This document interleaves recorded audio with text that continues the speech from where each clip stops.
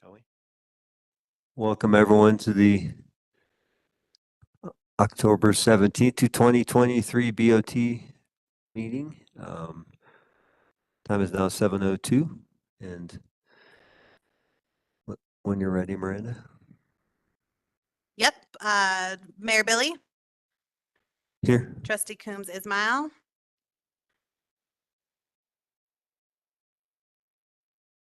We can't hear you, Trustee Coombs Ismail.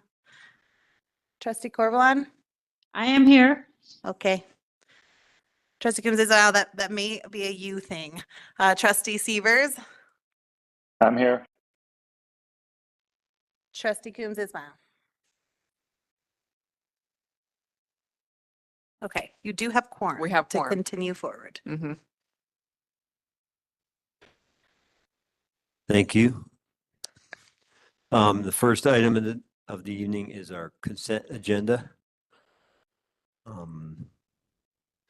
And I think there are, I don't have it in front of me at the moment, I'm digging it out, but I think there's 3 items on there last I looked. And if we have any questions, I assume, Miranda, we will direct questions to you. Yeah, and just so I think the one big thing that is a resolution is just noting that the first meeting you have in November, November 7th, is going to be a work session only for the budget. And so there will be no regular agenda items on that meeting. And yeah, and when we went through our scheduling, we decided we knew we needed to do certain specific meetings for the budget, and we're having our initial budget meeting next Tuesday, and looking at the rest of the items we needed to cover, felt like we could just focus the November 7th meeting as a work session. And that still seems to be good, looking at the rest of our workload through the year.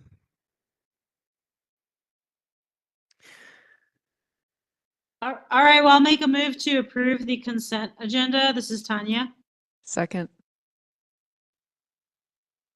Thank you. When you're ready, Miranda. Trustee Severs, Yes. Trustee Corvalon, Yes. Mayor Billy, Yes. Trustee Sterling, Yes. and Trustee Coombs Ismail. Up. There it is. Can you hear us? We cannot hear you. We can see your lips moving, but we cannot hear you. Do you want to call in?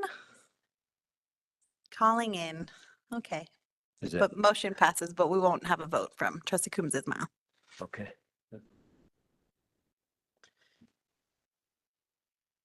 Well, thank you. With that, go ahead and move to our public comment on non-agenda items. We have Kathleen Chipai had sent in one comment regarding the branding of Nederland, and appreciate your comment. And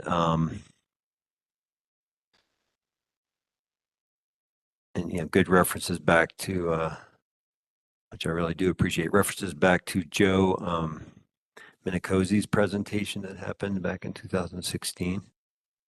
And then we have several comments about an item that came up a couple weeks ago, the Teens Inc. resolution, or there was public comment on non-agenda items this evening. Teens Inc. childcare proposal for the old town shop site, the old town shop lot. There were comments for the proposal and against. I'd say this week's comments way more heavily against, where last week's way more heavily in favor. So we appreciate the continued just full discussion. The more folks we hear from and talk to and get understandings in every direction, the better decision we can make for a town on a very important subject of, I'd say, pretty, of lacking childcare. Just say that. Anyone else? Would anyone else out here like to make a public comment on a non-agenda item?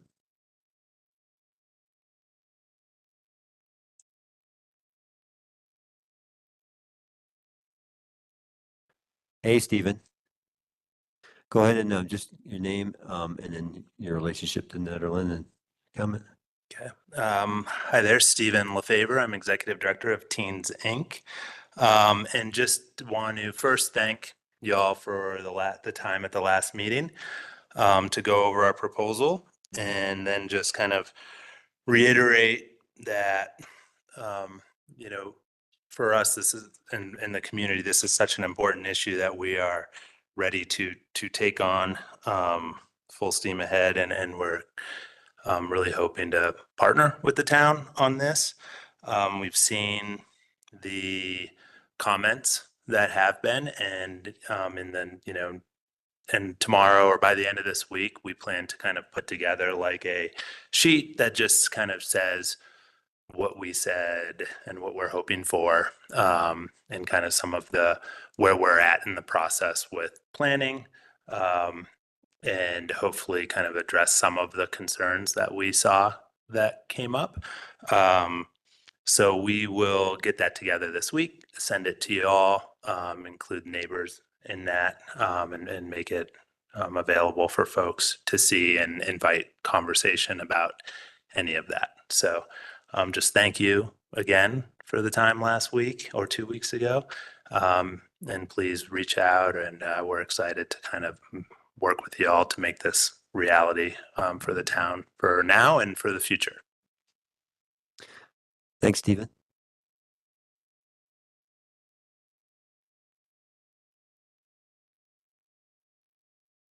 Are there any other public comments on non-agenda items this evening? First of all, ask in the room. No public comments at the moment from the room. Is there anyone online who has a public comment on a non-agenda item?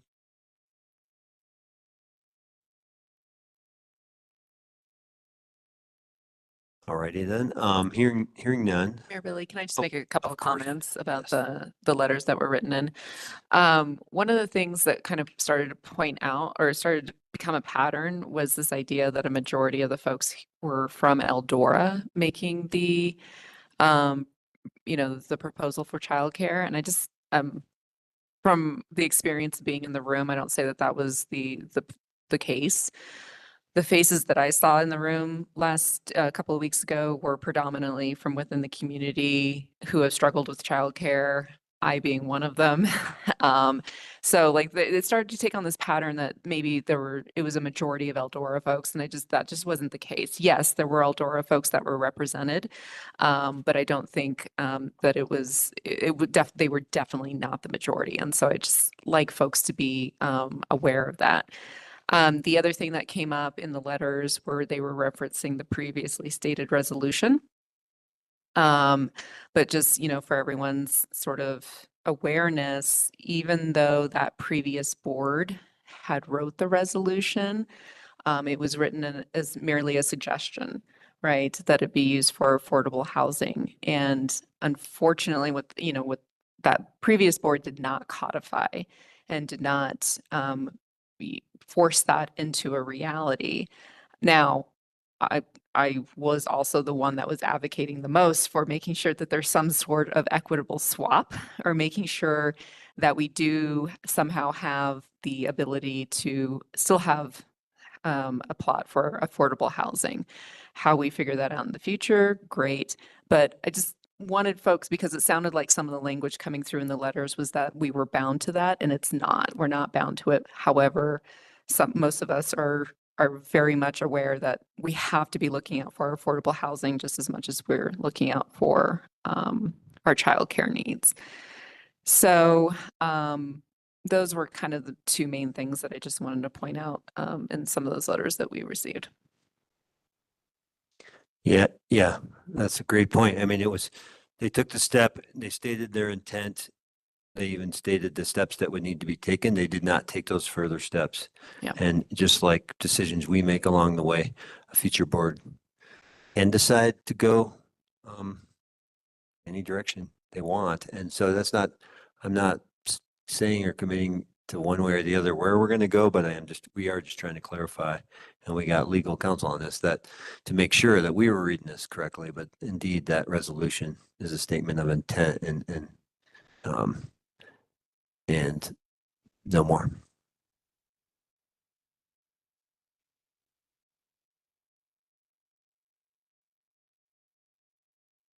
Well, thanks. With that, would we'd like to go into our staff reports and BOT reports. Yeah, so staff reports are all in the packet. Just want to highlight mainly some events that are coming up. So a couple of things for currently, we are working on the branding, creative identity for the town of Nederland with Godot Communications. So if you haven't signed up for sessions yet, please do so. You can do so. There's a link to it on our website. And so when you go to, let me just get to it. Godot Communications has set up a specific web page for the town of Nederland to work on this, and I can't get to it right quickly, but it's on our website. It's also in my staff report. The other thing is Destination Blueprint, which is part 2 of Reimagine Destination, the Colorado Tourism Project, where we work on tourism management plan. There are 2 sessions for that as well. One on Monday, the 30th from 5 to 7, and the other one on Tuesday, the 31st from 9 to 1. And both of them are working with the CTO on taking the kind of recommendations from Reimagine Destination and dialing them in a bit more on kind of what specifically are we going to do to manage tourism in Nederland. And then the most exciting one is that we officially have a sergeant through Boulder County Sheriff's Office. Sergeant Asa Merriam has been identified as our sergeant, and there will be a meet and greet with Asa, Sergeant Merriam, on Tuesday, the 24th, so next Tuesday, from 5 to 7, so the 2 hours right before the Board of Trustee work session on the budget. So you can stay for both rounds of fun, but we'll have snacks. But it's a great opportunity to meet with not only Sergeant Merriam, but Commander Vanderlist, who is Sergeant Merriam's supervisor. They'll be here. He'd love to introduce himself to the community, get to know you all. And so we would ask that as many people come to that as possible. And we have a flyer we're getting ready to push out. But all of those things are going to be highlighted in the Mountaineer, but lots of great events happening over the next couple weeks. Thanks so much. Appreciate that, Miranda. Any questions from the trustees for Miranda regarding the staff reports? Yes. When do we think you might hear back regarding the capital funds project you submitted for broadband? Middle of November. Okay. So- So Just maybe a quick highlight for those who aren't familiar. So the town, in collaboration with Clear Creek and Gilpin County, submitted just shy of a $12 million grant to extend broadband from Clear Creek all the way to Nederland, including some of the unincorporated areas surrounding Nederland. Yeah. So we're hopeful that we get funded for that. how long of a project is that? Like- Multi-year. Like 3 or 4, Yes, as I'm a guessing. long time. Yeah. Yeah. So what we would be doing is we'd be extending fiber up from I-70 kind of through Clear Creek to Yep. Gilpin, but also up the canyon. And what's great about this project, if awarded, is that we kind of set Nederland up as a hub to then be able to spin off to Jamestown, Gold Hill, and Ward. Okay. And so we hope that that could be a part of a phase 2. But this is a big thing. Now, that was a very competitive program. So if for some reason it doesn't work out, we now at least have the framework to go for BEAD funding and a lot of other broadband funding. So we're going to continue to stick together and make sure that we keep moving from grant to grant until we can finally get it done. Beautiful. How many letters of support did you receive for the ice rink revitalization? So we're doing a statement of support as well as letters. And so I think our statement of support, we're at 120, around 120. Okay. And then about 25 like people who actually wrote an additional statement of support. Really thankful to the community though. We've asked for pledges and we're just shy of $5,000 in pledges, which is great too. So we have that grant application concept paper, which is what has to be submitted first before we're invited to apply, Yeah. is due next Thursday. Okay. And we really need to show that this wasn't just a ProSab town rink mountain tennis pickleball project. The community likes this and wants this, and we've received nothing but incredible support and asked to do more. That's already $1 million grant, so we're probably not going to be able to add in too much more, but would love to explore phase 2 being like a roof over the rink and some other things. One of the things I forgot to write in my letter of support was the fact that this is an objective 4 strategic goal. So we identified as the BOT that for under Parks and Rec, we would, and the line is improve the aesthetics and safety of our ice rink and pickleball tennis courts by securing funding for their design and redevelopment by June of 2024. So if this were to go through, when would we hear back from them? Yeah, so really just the next steps is concept paper invites us to apply. So I know some people have asked like, well, has this gone through the board? We don't want to go through the whole NPP process without even knowing we're allowed to apply. So if we're invited to apply, we'll do the NPP process, submit the full grant package in November, end of November, beginning of December, and then we'll find out in January. You found it in January. If Okay. this doesn't work and we're not invited in cycle 2, we always have cycle 3, which is why we started with cycle 1. Okay. Because after every cycle, you get feedback. What I would say is our GOCO representative said it's a very strong application. All that they felt like was missing in our concept paper was showing that this is community supported and not just 4 entities trying to push this forward. So we Okay. feel like we've captured that and are hopeful that we are invited to officially apply for funding under cycle 2. Okay. So I guess the request out there for anybody listening, or anybody online, please write in the letter of support. The link is in Miranda's staff report. Again, BOT members, this is on our strategic plan. So like this, all the support we can get, I think that would be awesome. And we do have an Engage Nederland page that answers a lot of questions. It's pretty robust, but happy to meet with anyone about these. The pledges to are tax deductible, and we're not asking for the cash up front. We're just asking if you can support financially, what could you contribute? And the combination of both are just really important. So appreciate everyone who's done it so far.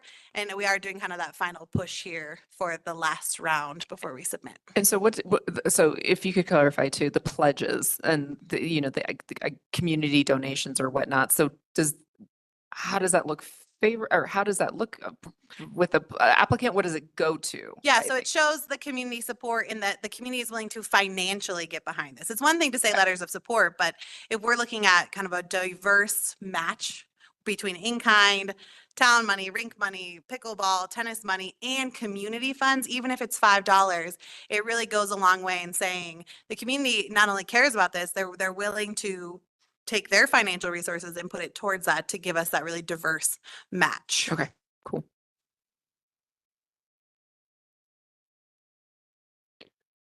Any other questions for Miranda? One thing that's on our report too is we actually got an award. We'll put it in next time, but Nikki got an award. So Nikki Dunn is our SURSA representative. And what she does is she helps to make sure that we are all in compliance from property and workplace insurance. And we won the Outstanding Management of Loss Control Program for Property, Casualty, and Workers' Compensation Loss Prevention Award. So huge shout out to Nikki. Also Rita and Christy who do more of the workers' comp side, but Nikki got us this award. And so we're very excited for all of her hard work, making sure our facilities are safe and up to all their standards. Oh, that's cool. Is that all engraved on one award? It is engraved. Not all those extra words I added, but there is a lot. But the picture I took was horrible. So I asked Nikki to take a new picture for me. So we'll put it in the next report, but very exciting. And that goes along with, of course, our Soul Smart designation. And thanks to Britt and Leah who helped push us to that silver designation. So a little bit of feedback just in general off the staff reports. What I'd love to start seeing is that they're correlating with the strategic goals. So for instance, emergency preparedness. Have no idea where we are in the emergency operations plan that's due by December 2023, right? And so for each of the departments, for instance, and huge kudos to Parks, finish the GOCO grant, #1 on the list. Applying for ice rink revitalization, #2 on the list. I mean, that's where it's like, this is how we're knocking those down, and would love to kind of start to see, like, especially, streets, like a little bit of an update. Okay, how did the summer improvements plan go? Where are we? Are we behind? Because one of the things that we said was that we were going to examine each of those roads by 2024. And I know that probably a majority of that's being done by our contractors or our consultants, but just a little bit of a status update on some of those things are. And hell yeah, on $42,000, over $42,000 in interest in CSAFE. That's really cool. So, and then the only other thing too, on the police reports, I have no idea what some of those acronyms are. If there was a way to get like a little bit more detail on some of those, because I almost had to start Googling some of those things. I wasn't quite sure what some of the coding meant. And so, Whether they just include a key or, Yeah, so One way or another. but you'll actually have a report from Sergeant Merriam. And Okay. so I'll ask him to include a key, but he'll actually have a written report. I wanted to get you this since it's going in the Mountaineer, so you at least had it, but I couldn't tell you what all those things stand for either. So we will wait for Sergeant Merriam to come and educate us all. Okay. So yeah, but just in general, starting to align those with the strategic goals, because those are the most important questions that I want updates on.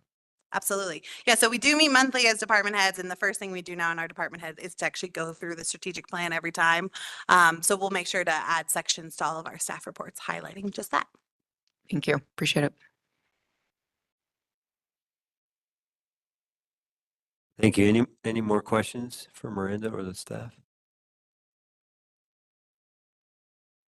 If not, we'll move on to BOT reports. Anything folks want to say above and beyond what we put in our reports, or does anyone have questions for us? I have one thing to add. I just came and Miranda too. We came from the second meeting that GoDot with the branding that they Yeah. dang it. He went through the whole story of that name when I asked him, and I totally blew it. But Godot, to try to differentiate themselves from GoDot. So we had a branding meeting this afternoon at the Kathmandu. About a dozen people or so were there, and it was a great exercise to really start getting just. I think each one will be a little different, but they're trying to get ideas from as many people as possible. I think they're targeting over 200 through these meetings. Of just how we envision Nederland now and into the future. So that was cool to be part of. And there's several more that you can sign up to be in. Yeah, and you do not have to be a town resident, correct? Correct, just a member of the Correct. community. If you care about Nederland, we'd love to hear from you. Yes.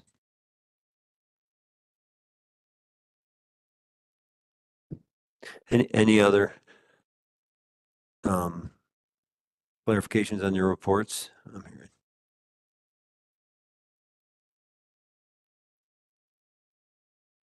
I think John, I'm letting you know now, but you were gonna report verbally, and now would be a good time. Okay, thank you, Mayor Billy. Hello, Town of Nederland and my fellow Board of Trustee members.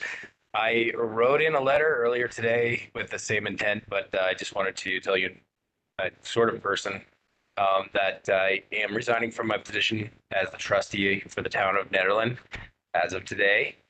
I'd like to thank you guys in particular for your service, in addition to the town staff, and the entire town in its entirety for the support and all of the relationships and feeling of community that you all have inspired inside of me during my short tenure here.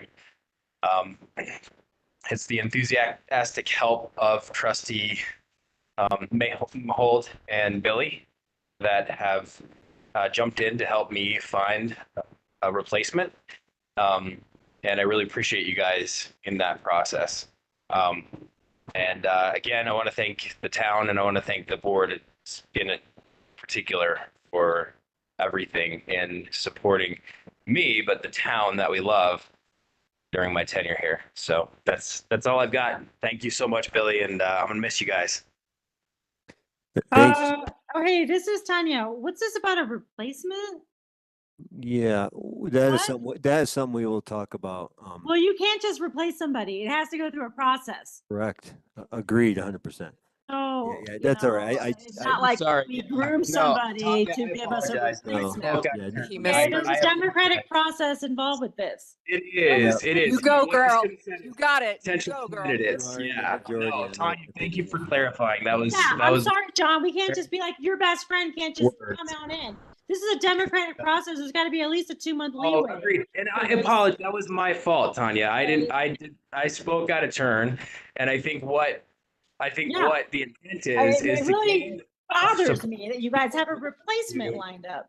We don't. We do Yeah, not. that's my fault. It's- Yeah, and there's it no, was just there's no an replacement. I unfortunate. think the idea is that we I think we're gonna have nobody until April. I wouldn't even bother personally, because it's just a waste of time. We need to just have their Statutorily election. in are April. required But- to fill the Thank The you, sixth John, of- though. Thank you for All right. your 8 months Yeah. of service. I do Yeah. appreciate it You bet. very much. You- Yeah. So John, real quick, I wanted to say something.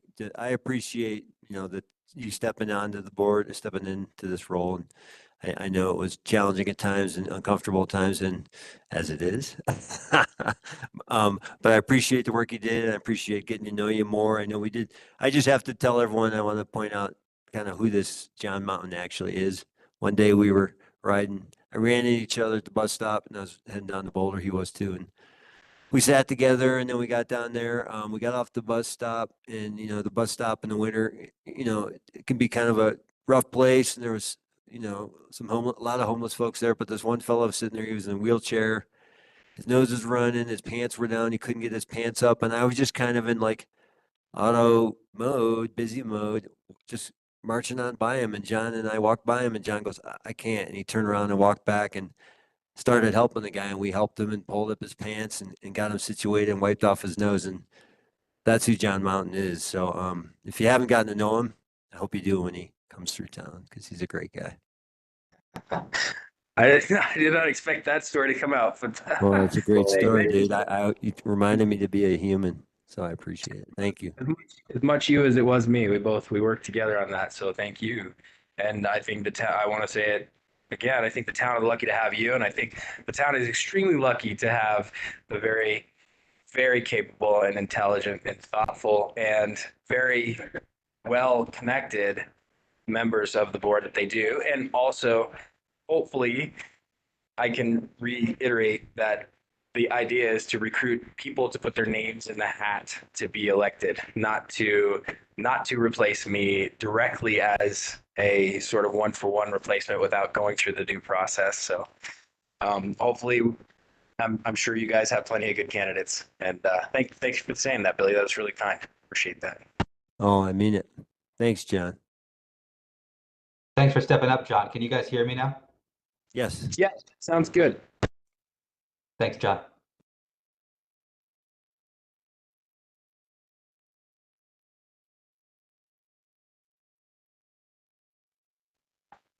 With that said, I guess I don't have any business being here. So thank you guys. I'm gonna go ahead and bow out. I hope to see you guys around town. I'd love to have a coffee with you sometime, Eric. Take care. Thanks for your service, John. This is Jesse. Oh, thank you, Jesse. Yeah, Thanks. it's an honor to serve next to you, man. Thanks for your time. So yes, well, Miranda's gonna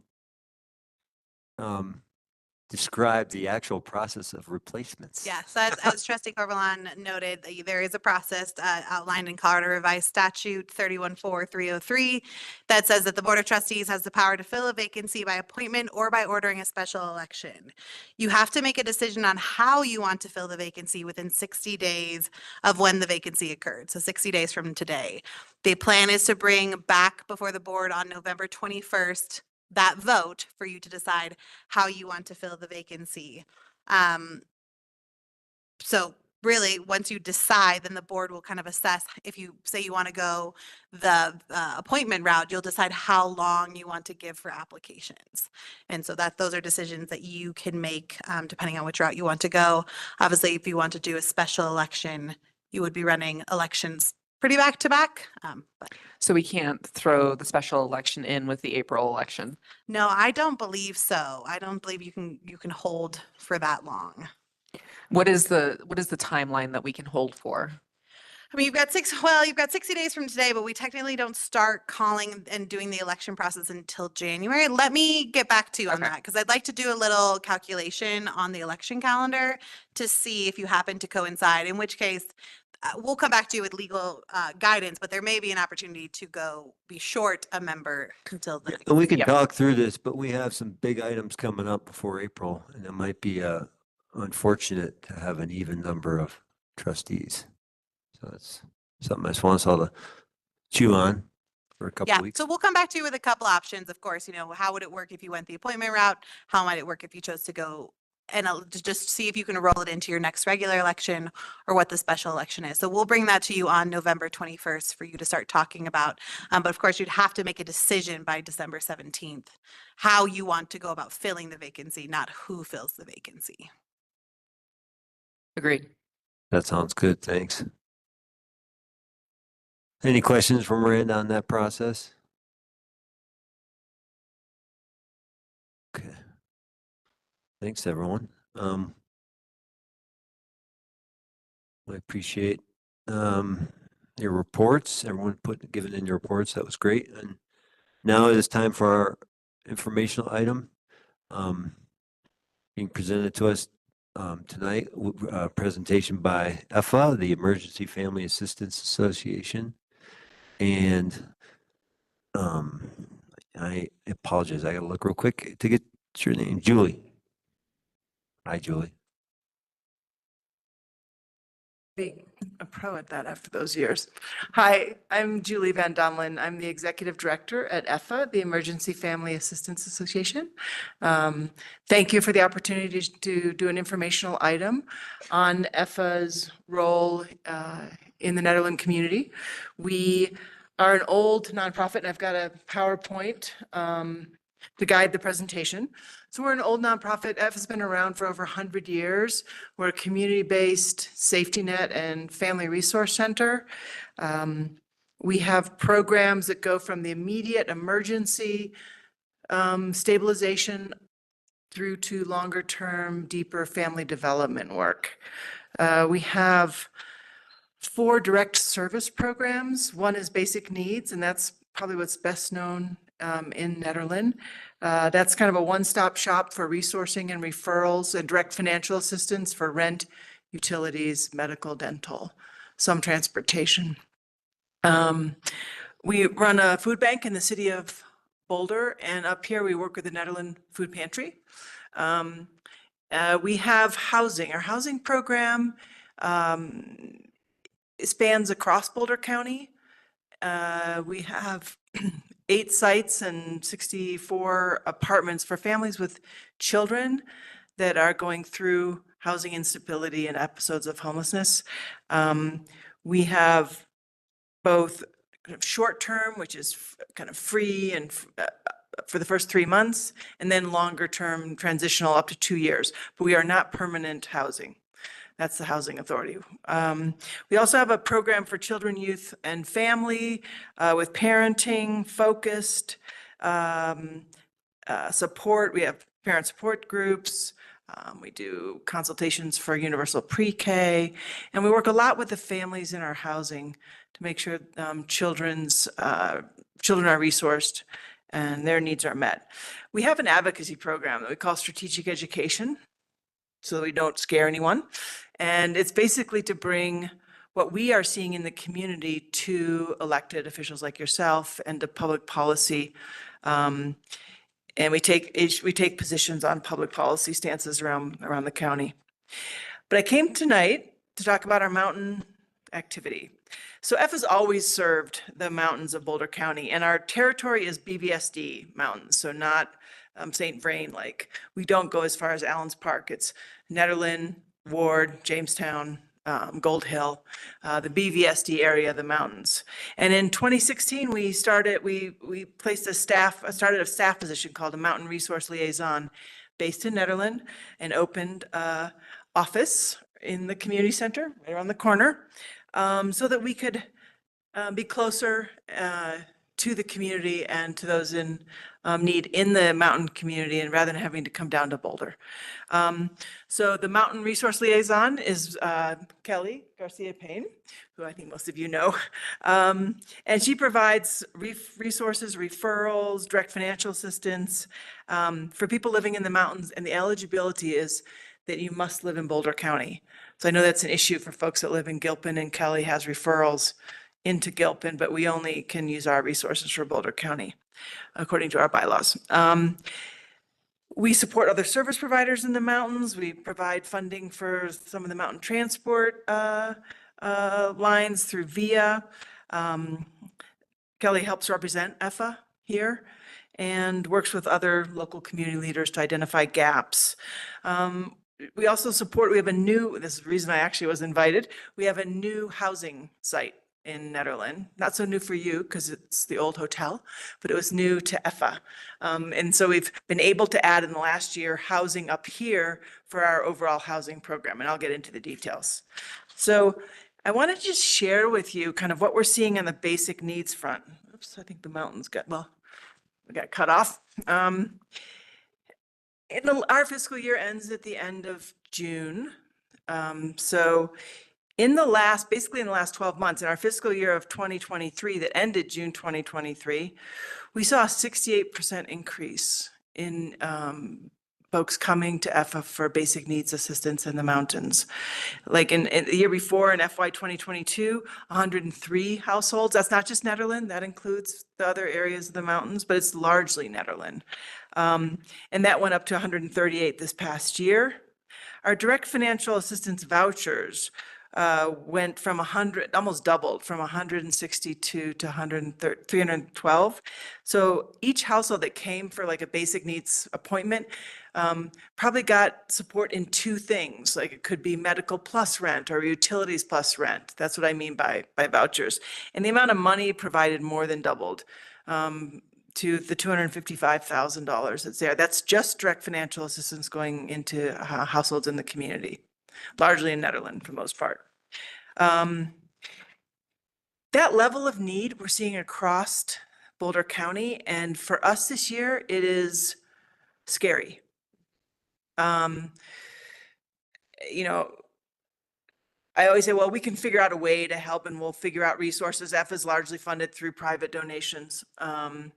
As our largest contribution, we do have some contracts with the city of Boulder and Boulder County, but it's largely just folks helping. And so we have strong support in the community. We've been able to increase the funding, but what I see right now is a non-sustainable level, to tell you the truth. This is an effect of inflation, particularly the increase in housing costs, and that wages have not kept up with inflation. And it's just doubling the number of people that come each week to EFA to the food bank. Outside of EFA, there were 800 children that were registered as homeless in the Boulder Valley School District the last school year. Prior to COVID, it was about 300. So it's big. And so I don't want to alarm you, but we're looking for support. So also if you're doing your budget, we are looking for some additional filling for our family with children rental assistance program called Keep Families Housed. But let me just finish up before I open for questions, because this was really why I was talking to Miranda about coming to just let you know what the new kind of project is up here. We were approached by the owners of the old hotel on next to the East Street, next to the post office, and because they were leaving Nederland and they wanted to have that property remain with social purpose. So we entered in discussions with them. We purchased it in June of 2022. We didn't want to evict anyone, so we gave everyone until January, February before we turned it over to EFA's program purposes. So we've had it for our program for about 9 months. A lot of that's been renovations and rehab. As you know, people moved out, we took advantage to redo units. And we, from the 10 efficiency units that the old hotel had, they're now 8 because we combined some so we could get like 1 and 2 bedrooms for families. So they're not just the small efficiencies. We have 4 1 and 2 bedrooms for families with children going through housing instability. And this will be coming through Kelly and from the community. No one's kind of coming into Ned. This is for people in the mountains. And 4 studios for seniors, because when we started discussing this with the community and with the Peak to Peak Housing and Human Service Alliance that EFA is a member of, senior housing, we heard loud and clear, was a big problem, being able to age in place in community, particularly people that lost their housing and hadn't had an opportunity to stabilize. So we've reserved 4 studios for seniors that are struggling with their housing. The families with children, the program is the first 3 months are free, kind of like an emergency stabilization, if you will. And then there's a modest rent for up to 12 months after that. So 15 months is a total. This is not permanent. Kelly will be working very carefully with families to make sure that they're signed up for vouchers, are looking for other housing. But the idea is this is the safety net before you can get more permanent, affordable housing. And you must participate in the program. It's not just a rooftop, set goals, meet with, look at referrals. And for seniors, there's no time limit, but they have to be on the wait lists for senior housing up here. It's not forever, but there's no like 15-month limit. So that's the outlines of our program. I'm used to getting buzzed by this time because I'm sure I have gone over a time limit, but yeah. And so I just wanted to open, answer any questions, whatever's appropriate. We're a member of the Peak to Peak, as I said. We also provide emergency hotel stays for families with kids. And I don't think that's come up so recently. Nope, but the weather's turning. Yeah. Remind me of your name again. Julie. Julie. Domlin. Oh, I should remember that. That was my mother's name. Julie, so what percentage versus the private funding that you get, right, from donations and people versus the public funding from grants? Do you have a percentage or ratio? Yeah, it's of that? about 25% from local government grants, Really? and about 75% from everything else. Okay, So that includes events, sure, fundraising. foundations, Mhm. but the big pot of money for EFA is individual donations. It's Okay. probably 50+% of our funding. So what percentage of your population would you say is experiencing homelessness? Well, it depends what you mean by like our population, in the sense of how many, I just give me the statistic on school children. Yeah. We house in our housing about 140 or 150 families a year, because they'll cycle through. And we provide rental assistance to prevent, it's a lot cheaper to prevent homelessness, but with a little bit of rental assistance. And so we have probably about, I have to look it up, but probably around 600, 700 families with children that go through our Keep Families House program of rental assistance to prevent homelessness in Boulder and the mountains. Okay, so, and what percentage of that would you say is in the mountains? Is that the 130? Keep Families House, how many in the mountains? There's very specific reasons why I'm asking these Yeah. questions. Well, we have, yeah. Yeah. But let's say Okay. the mountains are usually, I can add that $225,000 in direct financial assistance to the mountains. Yeah. Is out of about close to 3 million. Okay. So it's about I'd say 10%, Okay. Miranda, which is more than its population percentage. when we decide tonight of how we're moving forward with Proposition 123, some of the funds, the 40% that we can pull from DOH, which is for programs serving persons experiencing at-risk homelessness, right?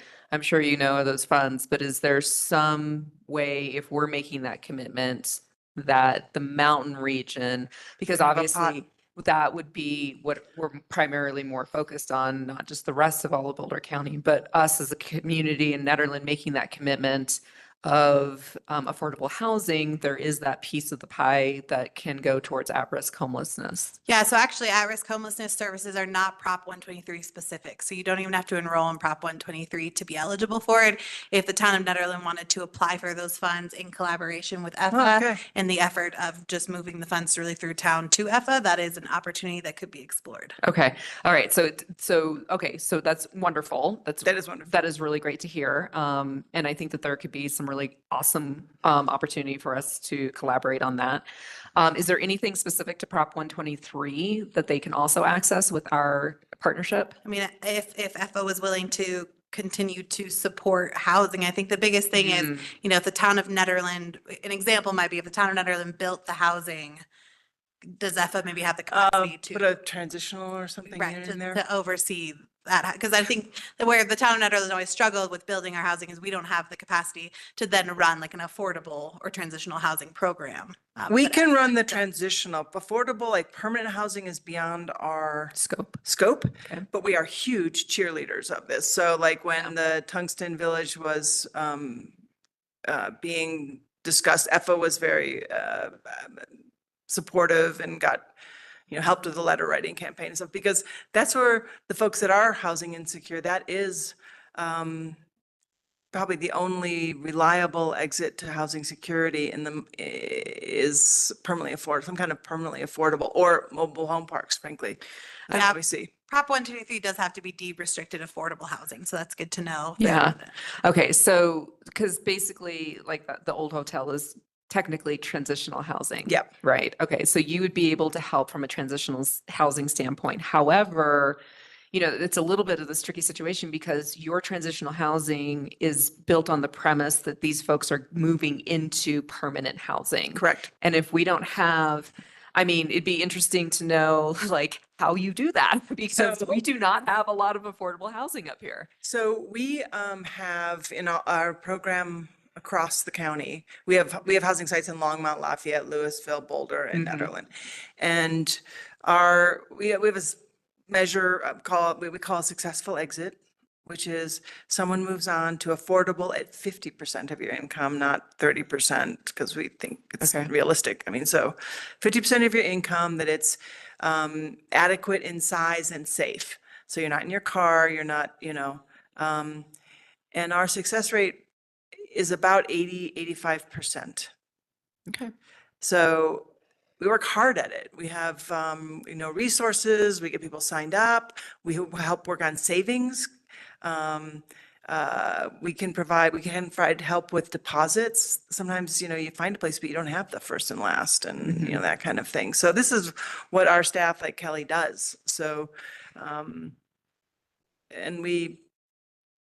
yeah. Do you know of any resources that could help us if we do continue to pursue more permanent affordable housing? Because like Miranda said, we don't necessarily want to get into the business of managing it, but if you know of resources, that would be really helpful. Yes, it's, the Boulder Housing Authority is your housing authority, I think. Yeah. Yeah. And there are possible sites. I remember one talked about on the outside of town. So those are tough projects. We are very successful at getting the 26 units at Tungsten. And I don't have a quick, easy answer on how to expand for affordable housing. It's not something you'd want to expand your scope on. No. Okay. It's extremely complicated. It comes with like tax credits and building. And in fact, it's hard. We built a transitional unit in Boulder. It took us 3 years with a building permit. We're not builders. We would be the builders. Oh, well, we can always talk. Okay. I just say if we could leave it open because We wouldn't, but we just don't have we don't carry vouchers. We don't have, it's a whole different world, that permanently affordable housing. Yep. We're the safety net. So we want to get you out of the tent, the car, the doubled up couch surfing and into a more stable situation while we help you figure out the next move. So you kind of work to get people towards affordable housing. Yep. But between your bylaws and just your budget and your expertise, you don't maintain affordable housing. No, we try and keep people in their homes and then serve as the kind of emergency safety net, and up to 2 years for transitional, to point the way towards, but we do not own or operate permanently affordable housing. Yeah. that's okay. That would be a big leap for EFA. Mhm. And, we try not to duplicate anything that's being done. So there have been times when Boulder Housing Partners, for example, the Housing Authority of the City of Boulder, had us master lease a couple of their units as transitional housing. So we kind of ran our program out of their units, if you will. Hmm. So there are some gray areas that we could talk about, but the whole big project was beyond our scope. Yep. Good to know. Yep. We're busy enough with what we got on our hands. Well, I just want to thank you so much for this work you're doing. I'm surprised. And Cami Siemens, I just want to say, is our director of programs, whose name is on the screen, and she was calling in. There we go. And she represents EFA on the Peak to Peak Housing and Human Services Alliance. Well, I mean, it's really saddening to see that we've doubled our needs here in the mountains in the past couple of years. But I'm happy that you guys are somehow able to fill that financial need. Where are you getting your funding?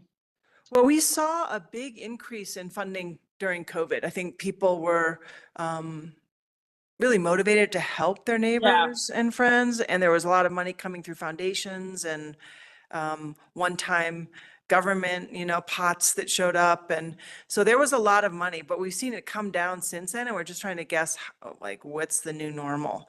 We're resetting at like, Yeah, your need is still double, but so we've been working very hard on keeping the people that started to give to EFA during the COVID pandemic, keeping giving to EFA. So and we write grants and yeah. We I have a just very want active to, fundraising team.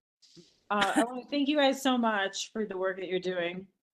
And I also want to thank that property owner who sold you guys that property. It's been there, I've been here since 95, 96, and that, I mean, they could have sold that for a mint, right? Lakeside property like that, waterside, no, whatever, it's not waterside, but you know what I mean? And they I chose do know to. what you mean. It was a very She's generous, very generous, and if they're thoughtful, listening, or if they ever hear me, I gesture. just like cannot thank them more. That's exactly what we want in people, and I'm just so grateful for that. Just so you know, they did it That's with a so specific great. You're gonna purpose. be able to continue what it is. You're gonna make some more 1-2 bedrooms, so there'll be less units, but it's gonna satisfy families, and I'm so happy. So thank you. You're welcome. Any more questions or comments from Jesse, Eric? Just thanks for all you do. Well, we love it up here, and we think Kelly does a great job in our services, and I'm very plugged into all the other agencies working up here. So it takes a team. I want to circle back to, I think, what potentially was the initial intention here, and you were making perhaps a pledge for a monetary contribution. That actually wasn't my intention, which Okay. is unlike me, because usually if you know me, I'm usually asking Go for the money, money. girl. Come on. But in talking to Miranda, it's like, oh, we have this housing project that's Yes. new, and the community should know about it and how it's operated, what the program is. And then it's just taken us some time to find a schedule. And in the meantime, we've been overtaken by just safety net needs. So it wasn't my intention, but I would be remiss not to say it's October, it's budget time. If you can, we have a program that's existing, it's effective. We actually do outcome measures, baseline and follow-up surveys on Keep Families Housed, which is the one for families with children. You can get up to 3 rental assistance payments per year, maximum $1,000. The first one is based on need. The second and third are just based on when you need help, and essential investments in the family are made so that their kids have seen a doctor and a dentist in the last year. On the third payment, that you've seen a free financial counseling service or taken a financial literacy class. And that's just to help build the resilience and so that folks don't have to keep coming back for assistance, and to make sure children in under-resourced and economically strained households have the basics of what they need to be healthy and thriving. The program ex post, we just got the last year's impact evaluation. Not one family that got rental assistance went homeless during the year. In the average rental assistance over that year for a family was $1,400. So it's a really inexpensive way to prevent homelessness if you look at what it costs to run a shelter, run transitional housing. And what we also saw was an increase in food security. We saw a reduction in debt. We saw a reduction in the use of payday loans and pawn shops. We saw an increase in savings, and we asked a survey of what the extra, what that allowed the household budget. Number one answer was to buy food.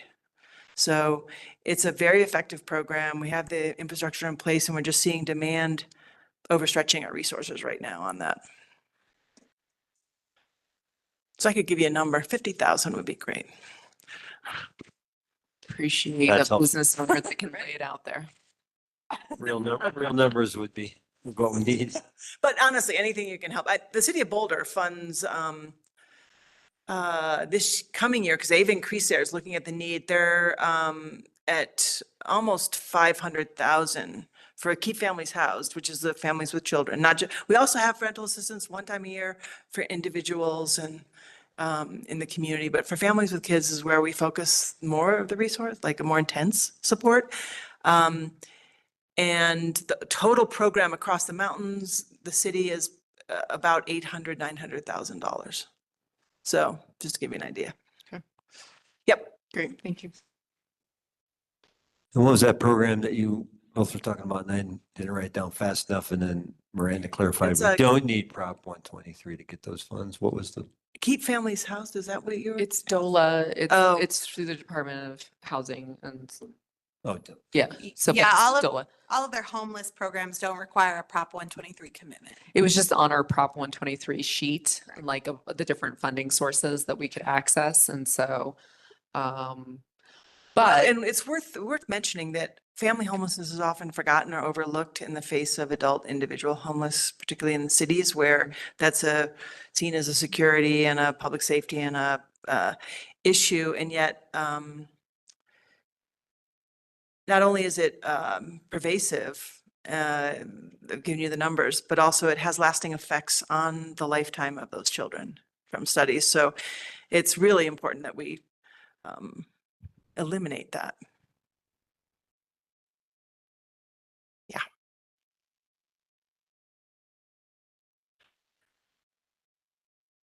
Anything else? I want to reiterate what Eric said and just say thank you so much for the work you're doing. It's really means a lot to me as a Netherlands citizen. And yeah, I know it can be tiresome at times, and I really appreciate you doing the good work. Well, I think not only is it tiresome, but I have to really give a shout out to Kelly because it's her birthday tonight and I dragged her to this meeting. I didn't know. Hey, Kelly. Happy birthday! I couldn't resist. I just couldn't resist. Sorry, Kelly. hell yeah, it is. I brought her a piece of cake. Oh, that's awesome. Well, thanks, Julie. Thank you very much for Appreciate your time. Appreciate what you all do. Thanks, Yeah, Kelly. Thank you.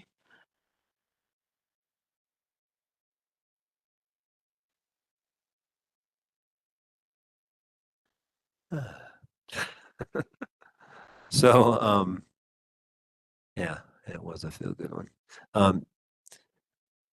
Good reason. So now we will move into our action items. We have 3 action items tonight.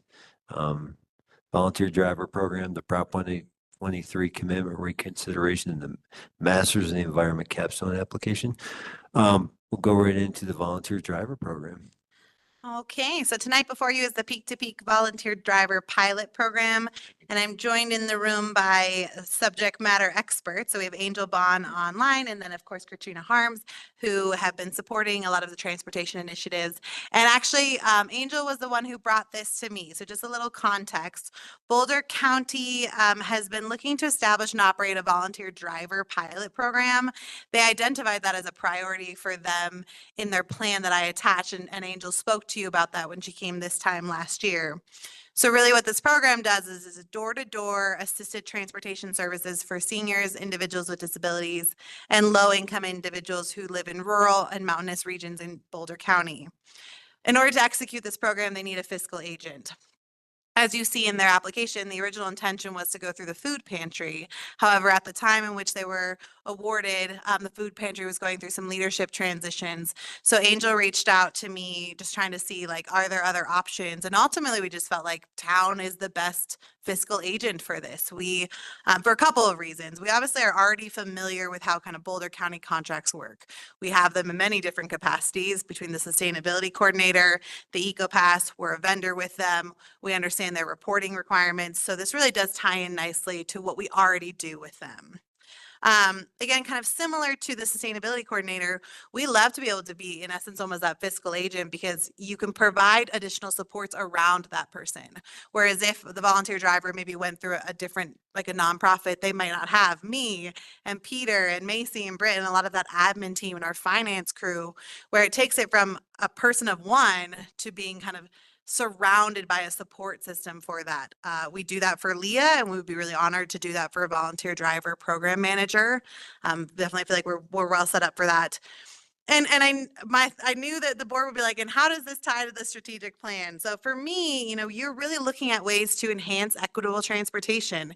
You're looking at ways to look at alternative modes of transportation. And there's nothing better than a volunteer driver program. And I really feel like the town is going to lead the way by being the fiscal agent to say we're committing to really assessing different ways in which we can better transportation for our individuals, especially those who need it the most. And so ultimately the ask of you tonight is, will you consider town becoming the fiscal agent? And if so, there's a resolution in the packet authorizing Mayor Billy to sign the IGA that would solidify that fiscal agency. There is no cost to town. This is truly just a pass through. We would really work on a financial setup where we paid the consultant but received the funding from Boulder County. They do have funds to really run this project for 2 years. And then of course we'd want to work together to solidify some future funds, but would love to invite Katrina and Angel to add anything that I may have missed here, and maybe starting with Angel, if you have anything to add on to what I just said. I just want to thank you all for considering this today. I think that just seeing the town of Nederland be a leader in the space of transportation, and I just really got excited, I guess, by the prospect once Miranda and I were talking about this. One thing that I would just add is that this will allow us to collect data on what the trip needs are. And through that data collection, we'll hopefully be able to expand other like fixed route transportation options like mountain rides to areas that will get greater ridership. So this has just been a wonderful collaborative process. We started with an inclusive planning process in 2019, and I'm just really pleased with all the stakeholder involvement throughout the years. Katrina, do you have anything you want to? You'll have to come to the microphone if you do. You'll have to turn it on. Sorry. Push the button. Peak to Peak, Katrina Harms, Peak to Peak Housing and Human Services Alliance. I don't have a lot to add other than my experience in Nederland is and contracts and freelancing for all the various human services projects that I'm involved with. I like the idea of the town, and Miranda, since she's become the chair of the Peak to Peak, I realize how much I miss a team and stuff. So I really think that whoever takes this job will be surrounded by very nice, helpful people, and won't be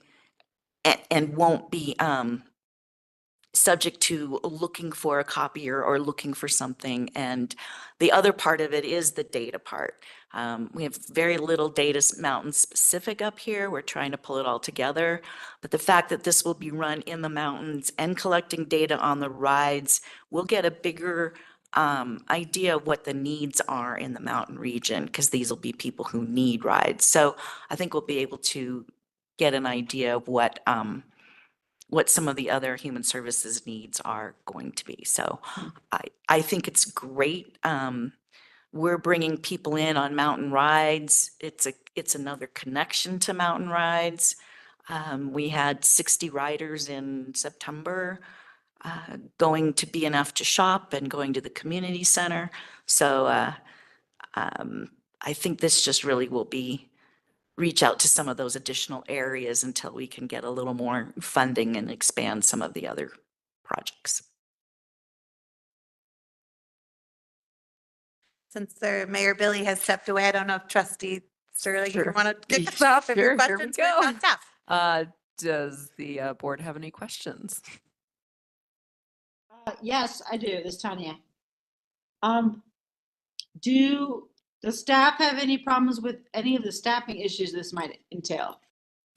No, I mean, this is hiring a third-party consultant. So when I just reference staff, I'm just talking about the support that can be provided. Like, we can push out the messaging about this program on our social media account utilizing our public engagement manager. There's just kind of some supplemental supports built around that person. Not that we're taking on the job. There will be the dedicated program manager who does the job itself. Okay, well, that's good to hear. Otherwise, I have no issues with it. I'm in support of it. Any questions, Trustee Coombs Esmail? Any Mayor Billy's- clarifying questions? Because we'll go to public comment next. No questions from me. This is exactly the kind of role that I hoped the town could start providing for agencies in the area. Thanks, Eric. Yeah, I just liked it what you said that, consistent with the strategic goals and, with regards to equitable transportation. So, I'm going to open up for public comments. We'll start in the room first. I don't know if anyone in the room has public comment on this item. Looks like Kelly they had a thumbs up. got a thumb up. Anyone online have a public comment on this volunteer driver program? Go ahead, Tanya. I have to unmute. Can you hear me? Yes. Thank you. I'm Tanya Unger, resident at 550 West 3rd Street. I have a seizure disorder which prohibits me from driving. So, which of course then limits where I can live because I have to be at the bus line. So I encourage this idea. I'm grateful for this idea. I love this idea. We need this. And that's all I wanted to say. Thanks, Tanya. Appreciate it.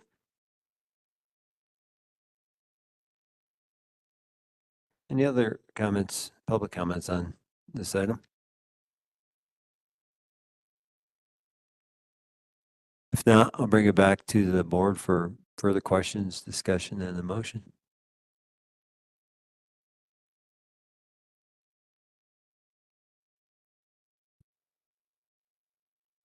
I had stepped out for a minute, so I just want to get clarification. Is there, Tanya, as I came back in, Tanya Corvalin was talking about, so there'd be one paid position? I guess. Correct. Yeah. So there would be a volunteer driver program manager who would kind of serve as a consultant contractor through town, and then Boulder County would, in essence, kind of reimburse us for the cost of that. And so that's why they need a fiscal agent to kind of run this position through. And again, Nederland's done it a few times over, so feel very confident and comfortable doing it again in this capacity.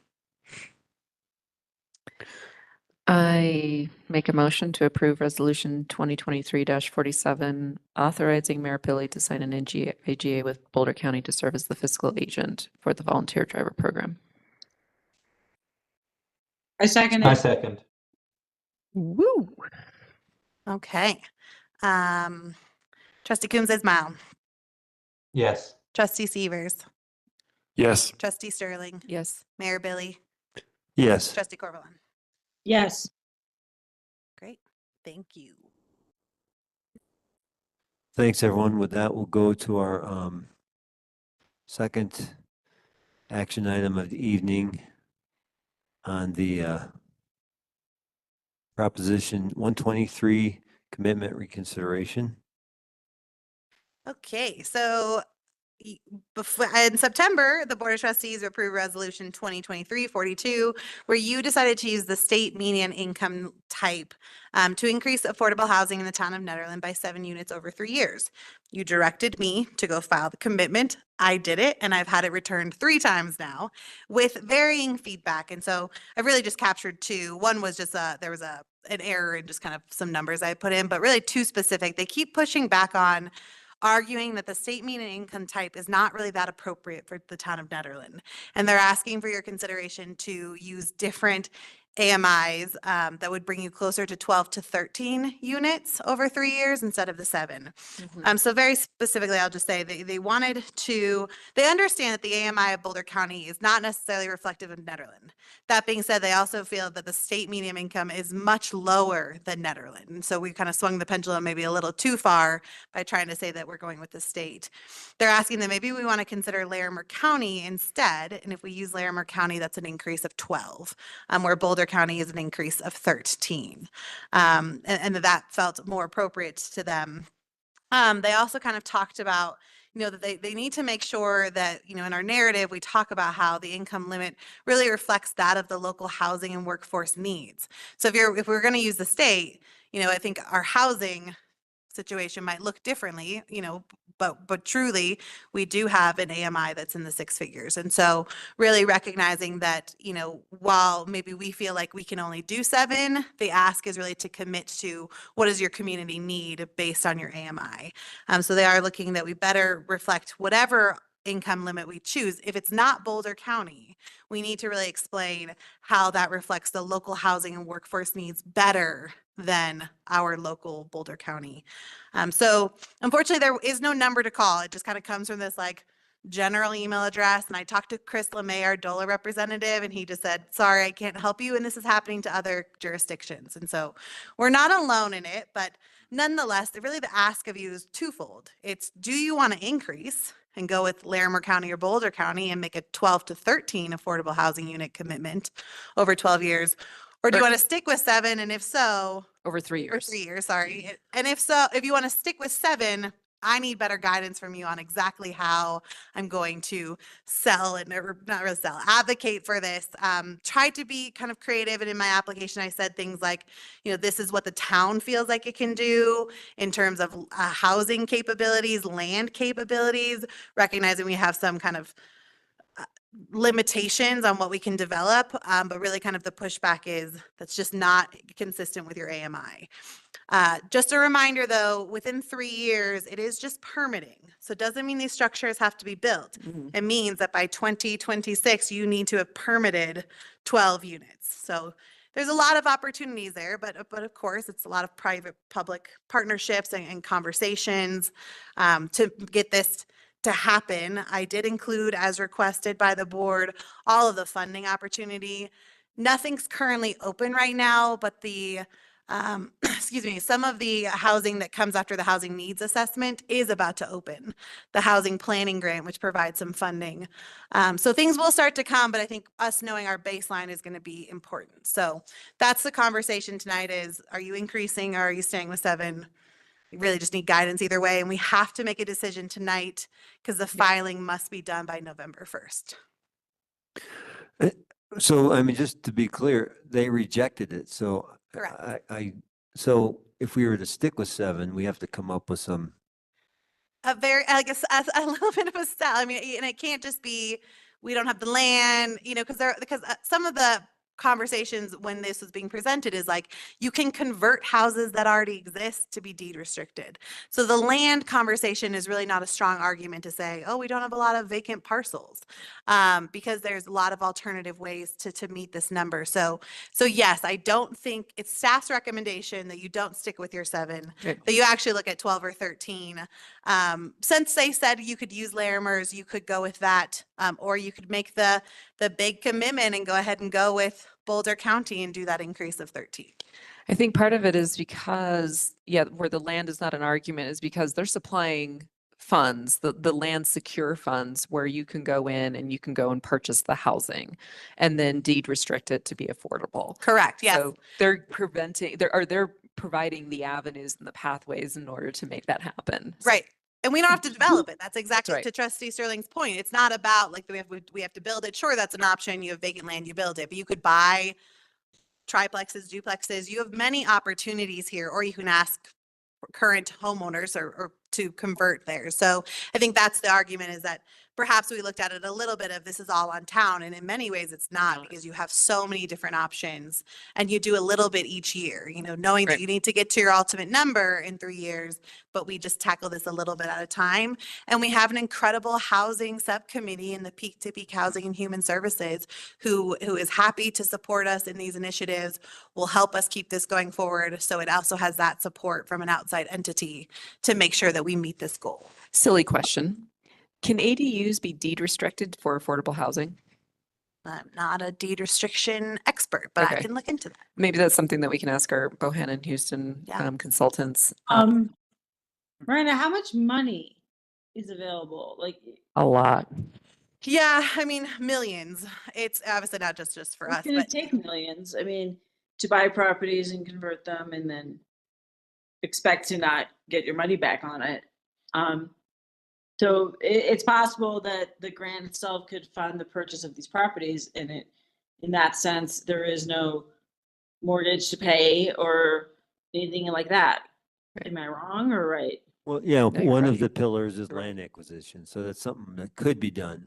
But just also to be clear, it could also be that we work with another developer or someone, who gives, Right. someone that's Already has the units land. here, or, someone that wants, someone who does several units or someone does a couple. So it could be a combination of things that Right, and we end some- up doing. Yeah, sorry, some jurisdictions have also just utilized these grants, purchased the parcel and then turned it over to a developer and said, "No, Exactly. you develop this, we bought it." So we bought it. But they So had they to buy it, develop they it to deed deed res- restricted. I mean, Go ahead. Yeah, so would we as a municipality get the funds, buy it, deed restrict it, Right. and then sell it?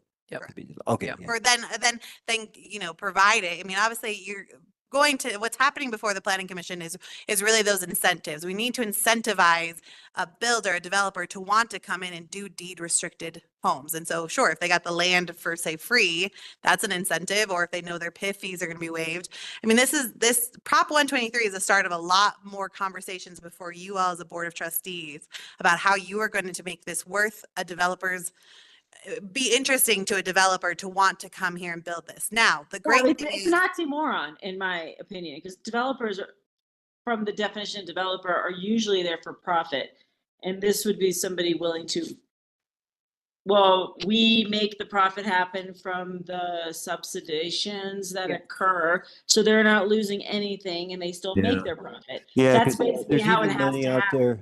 There's other kinds of money with the IRA and the infrastructure, with energy efficiency, and then they get tax credits themselves, or they get other kind of breaks. And like some housing authorities, if you develop and do a certain amount of affordable, then you get subsidized for, that may or may not apply here, but there's other ways that it's to their benefit. well, I think one of the things that we have to recognize too is our neighbors are doing this. All of our neighbors Yep. to the north and south, Yep. Gilpin County line, I mean, they all jumped in on this too. They all enrolled in Prop 123. So they're interested too. And so there's opportunities to collaborate with our peak to peak neighbors too, to see if, of course, it has to be Nederland based, but are there ways in which a developer who maybe is working in Gilpin is going to be interested in just popping over to Nederland too? I mean, there may be opportunities there. And so I just, without knowing the number though, that's step one, is like, we have to commit to the number. So the funding opens, the opportunities open, and we can talk through what makes the most sense and continue to explore how we're going to make this happen. Yeah, and to answer your question, Tanya, yes, the funding, some of them are grants and or forgivable loans. So if we do acquire the land or the housing, it is basically like, yeah, there's no mortgage or anything on it, which makes it hopefully more appealing to a developer who would want to develop the land or whatnot. So are we still in clarifying questions? Yeah. Sorry. Okay. I'll stop there. Because we do want to go to public comment. Yeah. Stop. Any more clarifying questions? If not, we'll go to public comment. And there is someone in the room who'd like to make a public comment.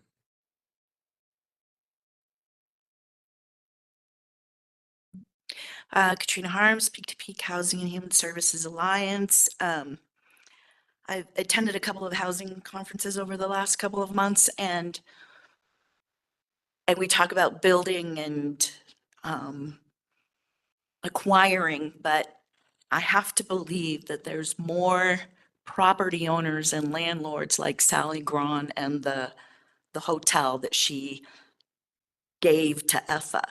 And I think there's we don't know who the people are in this town, but there could be a handful of people who would be like, yes, this is what I want to do for my town. So I think there's also room for, to make this more of a community event and talk about how important it is, and people who are retiring and leaving, and there might be a market out there if we look for it. So, which helps with having to build it. So I just wanted to bring that up. I think that, of course, I'm an optimist, but I feel like there, some of those numbers, some of those 12 to 13 could be done that way. And again, the subcommittee's happy to jump in and help with any kind of legwork or stuff that you might need. So Thank you.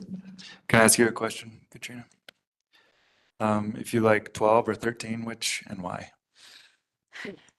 I liked the 7, but I'm not sure there's a huge difference between 12 and 13, but I would go lower if without that you could actually sell that one just because it's not going to be easy. There's going to be a lot of work that needs to be done. But I think that, after a year of talking about it and working on it, people are going to start to pick up the interest and the understanding, I hope, so I would probably go for the 12 just because that's one less.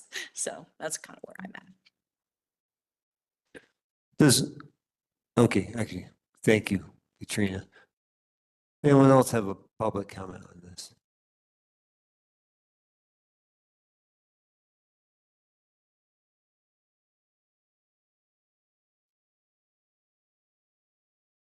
Hearing none, we'll bring it back to the board for questions, discussion. So does the 12 or the 13, it doesn't affect if we go for 12 or 13, it doesn't affect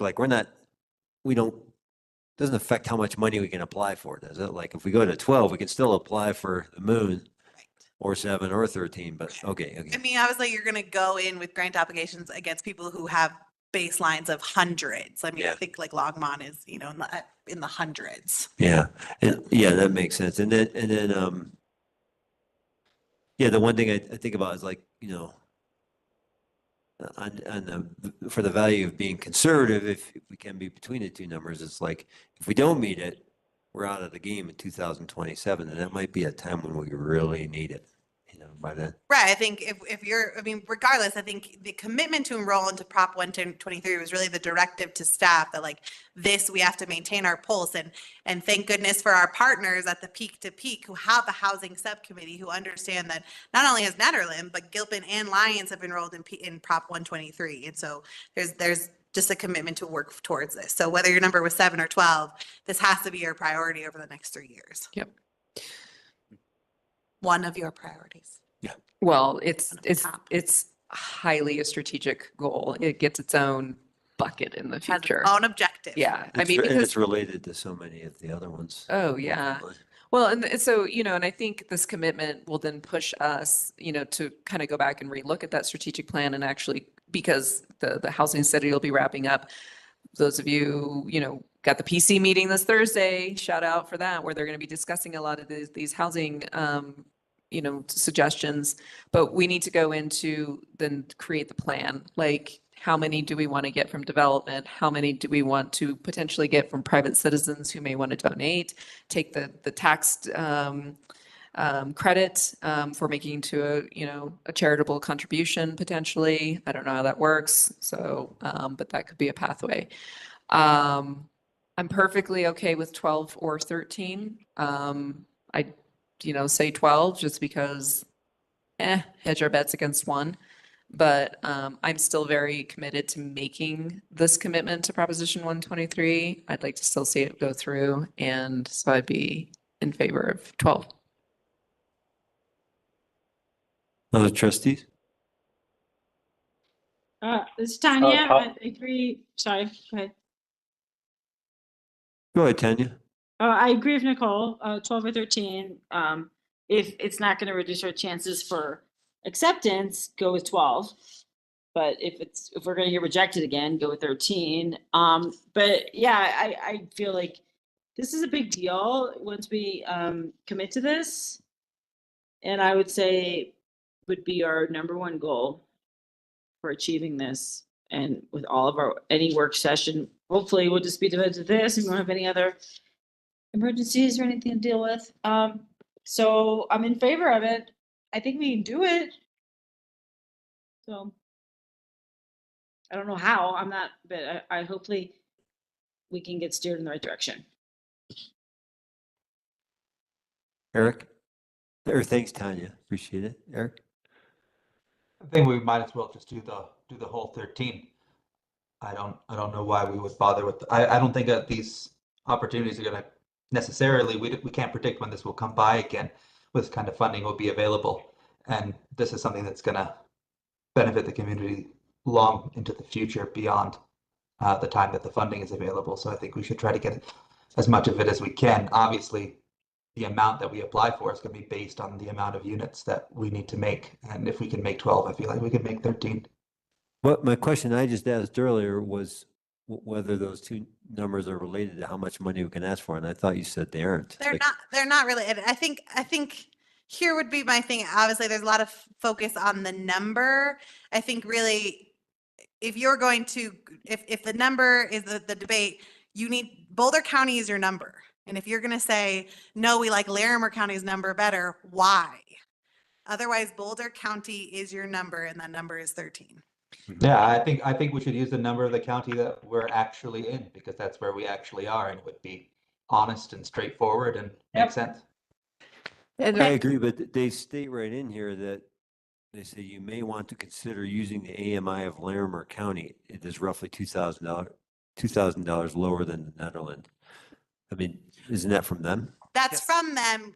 Really, the way I interpreted that is really recognizing that we weren't going to go for, I was saying in the narrative, we're not using Boulder counties. So I think their response is in response to that. Now, if I kind of, in many ways, as staff, really feel like, to Trustee Coombs' Miles, we are in Boulder County. We service and support Boulder County individuals. And while, yes, maybe AMI in Netherlands is slightly different than Boulder County, not that different. I mean, we're starting to see the impact of the county we are in coming up into the mountains. So the more affordable housing units we commit to and really create, and even if it's one more, that's making a huge step towards really solidifying that we have affordable housing here. So my recommendation is, if there's really not a strong commitment one way or the other, is that you really do use your own AMI and you go with Boulder County.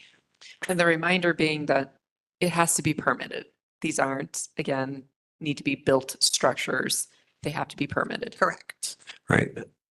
And it could be the difference between permitting a 4-unit development instead of a 3-unit development, right? I mean, we could be seeing just a place where there could be an extra unit, but we're not putting it there just because we committed to 12 instead of 13. And I wouldn't want that to happen. I have to make one little statement. So at 8:25, Mayor Pro Tem Holt joined us. So, Eric, go ahead. I'm here. Thanks, Tom. And when Eric's done, I'll go to you for comments. No, that was it. I was just saying that we could be in a position to simply build a development with an extra unit, and to not do that because we committed to 12 instead of 13 wouldn't make sense to me. So I think we should just commit to the 13 and go with our own AMI. Okay. Thank you. Tom? I agree with Eric. So that's all I need to say. And Jesse? Yeah, I am in favor of 13. And I have a short list of reasons why. I like the number 13. It's my favorite number. It's my lucky number. And we did just have Friday the 13th, and we had a work day with sound logic. Very down. Financial decisions. I flip coins a lot. We had a good work day that day. We kind of put a good intention into Friday the 13th, and things went well and went smooth. And also Halloween's coming up, so and there's that. And I like that we're aligning with Boulder County and Boulder County numbers. We're here. And I feel that it requires a certain level of dignity on our part as being a good resident of Boulder County and participating community. And I say let's go. Let's just go for it. I think we can get really creative and we can totally do it. So that's why I'm in favor of all the reasons. Thank you. So yeah, thanks for that clarification, because when I read this, I was like, they were kind of spelling it out for us for Larimer County, but sounds like that was actually a response to, like you said, the fact that you said we probably wouldn't go with Yeah, that. I mean, obviously, their ultimate goal is always to have you go with your own, that's what they say, your own AMI, Boulder County. That's what they want you to do, but they offer you alternatives, but all of those alternatives had to be justified. And I understand what Dola's saying. My justification was like, we may not have the land. Like that, is that a fair justification? Not necessarily. So I understand why this was pushed back to us, is because, you know, again, they're really asking us to build the units that offset or that add to that baseline need for affordable housing. That makes sense. Yeah, I mean, I'm definitely aligning with you all, but I'm just, you know, to play the, just the person that doesn't want to lose the money in 2027. That's my one concern, is if we come up one short, we're out of the game in 2027, and that could be a crucial time when we're looking for money. And then, so that's my thinking. But, you know, on the flip side of that, you say, you know, 13 and we'll hit that. I mean, 13 is just what we're hitting. It's not our, you know, we don't have to stop at 13. Right. And if we're rocking along, obviously, you know, 48 or whatever, you know, a bigger number is better. So I don't feel like we're not limited on any end going up, but that cheap part of me is like, if we go with 12, we're safer if we struggle. Sure. I think in prioritizing this, though, really it's like the board should hold town staff accountable that this time next year, we're telling you where we're at. And then, you know, by year 2, we shouldn't be waiting to try to get all 13 done in that year 3. We should really be in a good space by year 2, where maybe year 3 is just solidifying some last minute things. But I think the board is going to really need to hold town staff, and we'll of course hold ourselves accountable, but hold us accountable of like, where are you? And perhaps it's a part of those staff reports of there's kind of constant, here's the work we've done, here are the conversations we've had, how do we move this forward? There have been conversations already happening. And of course, there are developers who are watching this, wanting to know what you commit to, because they're going to come forward and say, you committed to 13, here's how I can help you, but here's what I want in return. Sure. We just have to know that that's coming, and we have to navigate that as it does come. And like Tanya said, this becomes probably number 1 on our strategic goals. And if it's a focus, then it'll get done. That's what we've been committing to all of ourselves, right? Miranda, I don't have the number right off the top of my head, but for everyone's information, how many units are we short from an affordable housing standpoint? 100 and something. Tom, do you? 128 was like some Top. crazy number. No, the exact. Tom, number. do you have that out in your head? Yeah, 122 is what I remember. Yeah. Okay. So over 120. So just to put in perspective for folks, this is what our housing study is saying that we are short on from an affordable housing standpoint. And here we are committing to 13. Hell yeah. Yeah, let's go to base camp. That's Tanya. the least we could do. Yeah, that sounds good. Thanks. Tanya, you had said earlier, you know, you're good with either. What are your thoughts? You're hearing, you know, Eric and Tom and Jesse and hell yeah, Nicole are up to 13. It's like an auction here. How you doing? 13. I Do I mean, hear it's 13? really easy to play 13 right now in my home. But, you know, I know it's a lot of work, but I think once we understand the process of finding the money and finding the land or enticing the developers, that strategy, I don't think 1 more unit's a big deal. I hope it wouldn't be. So, yeah, I bet let's do it. I'm in for 13. Great.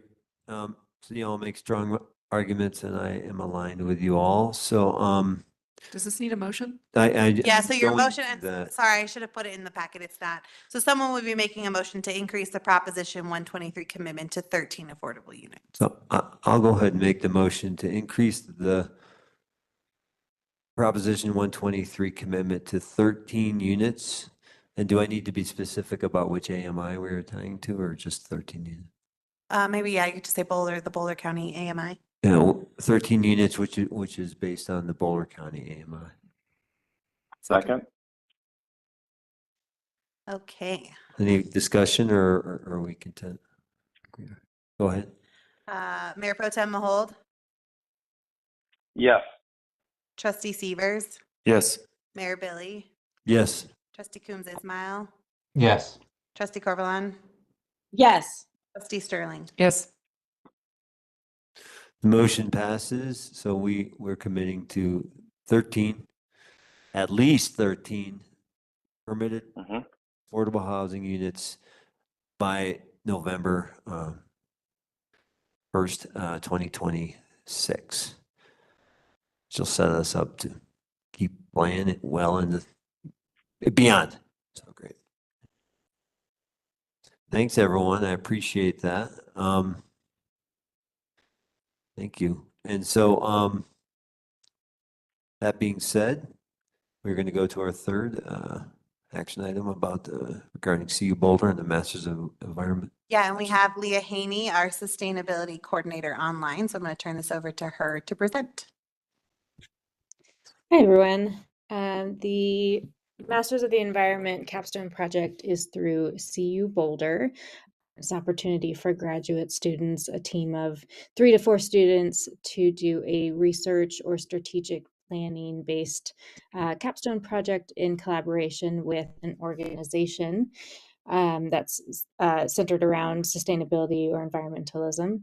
And Nederland applied last year for a electrification roadmap, and we were not selected. So in choosing a different topic this year, the Sustainability Advisory Board chose the topic of sustainable tourism, specifically with respect to sustainable practices, resource conservation, and a focus on revenue generation and economic development. So not necessarily increasing tourism in the future, but planning for sustainable practices for the traffic that we're getting right now. And of course, that will naturally increase with population increases, but how do we manage that in a sustainable way while also capitalizing on that traffic in terms of revenue in the town and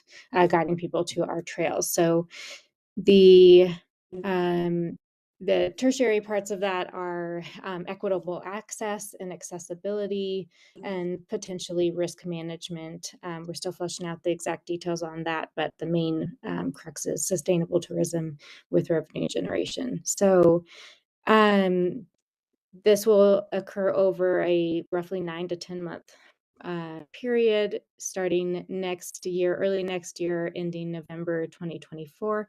And this will tie to Netherlands' strategic plan for future development, our Reimagined Destinations tourism branding campaign that we have through the tourism grant, and also potentially through are connected to our multimodal transportation plan as well, and ProSab's plans for trails expansion and accessibility. So the question before the board is approval of this topic and submitting this proposal. And then there are also financial considerations in that as well. So the capstone program does strongly recommend that we pay students for the time. And I know that's something that we typically support anyway. I'll pass it back to Miranda here in a second to discuss how we would fund that, but we're looking for roughly $2,500 per student with a team of 3 students. And what I didn't put in my aim here was also potential project costs, which we would also have to cover. So that could be printing or access to research, maybe software. I'm not sure what this would entail, but the original ask is $7,500. That would probably be truly around $8,000 with any potential project costs. And then Miranda, do you want to speak to how the financial aspect would work? Yep, sure do. So there is no funding currently set aside for this, or really SAB, which is one of the challenges SAB has, but Rita and I got very creative. We have our construction and demolition program, which is really requesting and asking that through an incentive program, when you build, you divert your construction material. We require you to pay a deposit. You're eligible to receive 70% of that deposit. However, unfortunately, most people are not taking advantage of this program. So what happens is they pay their deposit and it just becomes town funds. And so we went back and did an audit of anyone who had paid us a deposit since 2020 to present, who have closed permits, so not active permits, reached out to them. unfortunately didn't hear from most of them, but the ones we heard from, only 2 wanted to receive their refund and submitted the paperwork. The others actually said, love that this is going to sustainability. Please just book my deposit to use for your sustainable program. So what that means is that we're about to reclassify as revenue approximately $15,000 from the C&D program. And so what we're basically asking is to allow us to go into the negative on a zero waste line item that sits within the Parks Department by $8,000. And knowing though that we've now booked in revenue $15,000 to offset that. So that's our ask and how we would make this work. So not only do you have that revenue to offset this, you still also then have $7,000 worth of just revenue from this program.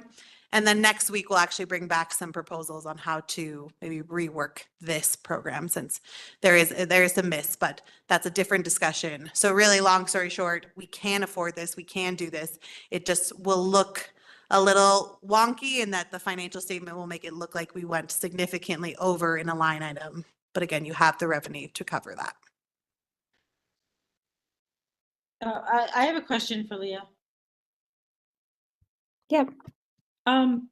Well, this seems so parallel to what is happening right now with the town tourism grant and the GODOT, or GO, however it's pronounced, process of the town. What's that, Billy?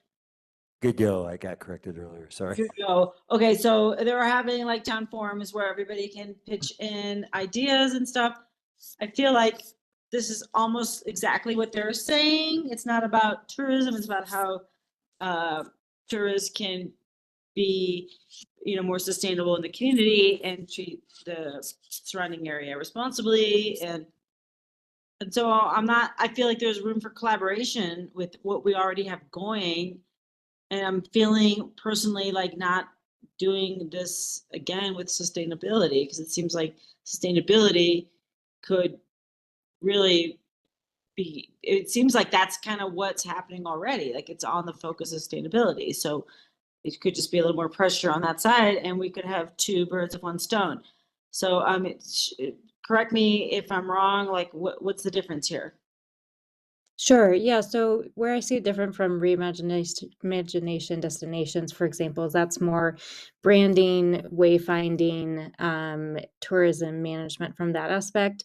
The capstone would be more research based. So the students provide roughly 300 hours during the peak time. It's a little bit more than that at the end of, say, looking at other communities that are drawing more revenue from tourism than, say, we are, and how we might be able to make some changes to all of these plans. So yeah, tying all of those together from the strategic plan and reimagination destinations, multimodal transportation, et cetera, and how does that factor into an increase in revenue that we might be able to harness? So it does have a sustainability side, but the capstone focus that the students are engaged in is mostly like outdoor industry, tourism opportunities. So yeah, I don't know if that answers your question, but it is a little bit different, but interrelated to what we are doing currently. Oh, okay, thank you. Is there any way that the 2 efforts can work together or at least inform each other? Yeah, part of the program is real world professional development for the students. And so they would be meeting with the leaders of these projects and taking that information into the plan. So it will be working very closely with all of the people that are creating these plans as well. And then it would require, I meant to add as well, 1 to 2 hours of the sustainability coordinator's time per week, depending on the season of the school year. So supporting that person too and executing some of this and including that in their research-based plan. Does that answer your question? Yeah. Where I also see a very strict divide is like what Godot is working on is like the branding, sort of that image, the symbolism, like whatever our brand is going to be. the students could absolutely take that as an intake, as like, oh, well, this is also a part of their identity, but then they're really focused on the revenue generation, whereas Godot is not. And so I think that that's also like a very direct schism between the two. I would also argue too, in addition, same with Destination Blueprints. Destination Blueprints is talking about it's really just the management strategies, but not necessarily digging into the revenue components. And Yep. as Leah noted, in your strategic plan is to really look at tourism and revenue but yes, we want the sustainability component. So to the way I view this, and especially at the time that they're coming on is right when Godot and Destination Blueprints ends, it's just continuing this work. And we've been so lucky to have program to program to program to keep advancing this. And this is yet another extension. So I don't think it's a duplication. I think it's just an added on to all the work that's been going on related to tourism management support, and then subsequently the revenue side as it ties to sustainability. And what I love so much about this is the fact that we've had the strategic goals, we've identified those, we've asked the boards, how can you contribute or help, or how can we sort of work with each other? And this is a beautiful example. Not only are they pulling in our BOT strategic goals, but they're pulling in ProSEB's #1 goal about, connectivity of trails and how that might also influence this. This is exactly the types of projects that we want working on, not something so far-fetched away from what, the town's focus is, but this melding of what we're trying to, the direction we're trying to go. And I just appreciate Leah and Sab for doing this, because it's along in the direction we want to go. And the expectation at the end is that we would get the cumulative research, but also a presentation on how we might actually execute this at a town level, which to my understanding, the other strategic plan isn't necessarily doing from a revenue standpoint. So I think that's a benefit that we would get out of the program. I think, Leah, you're talking about Destination Blueprints plan. Yes. Okay. Because they're working on, again, the management of tourism. Right. And extending Reimagined Destination, which was not necessarily revenue focused. Yes, thank you.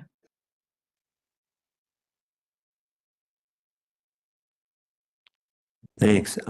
Any more clarifying questions for Leah or Miranda? Now we'll go to public comment.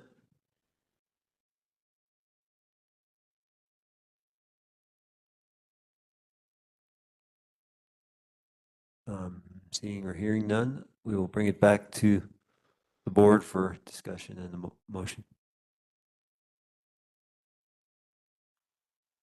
This is Tanya again, and I'm sorry, I'm having a hard time supporting this.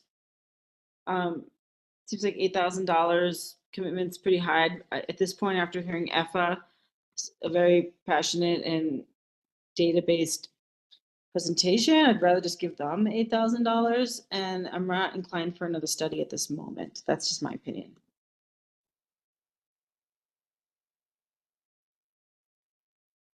Thanks.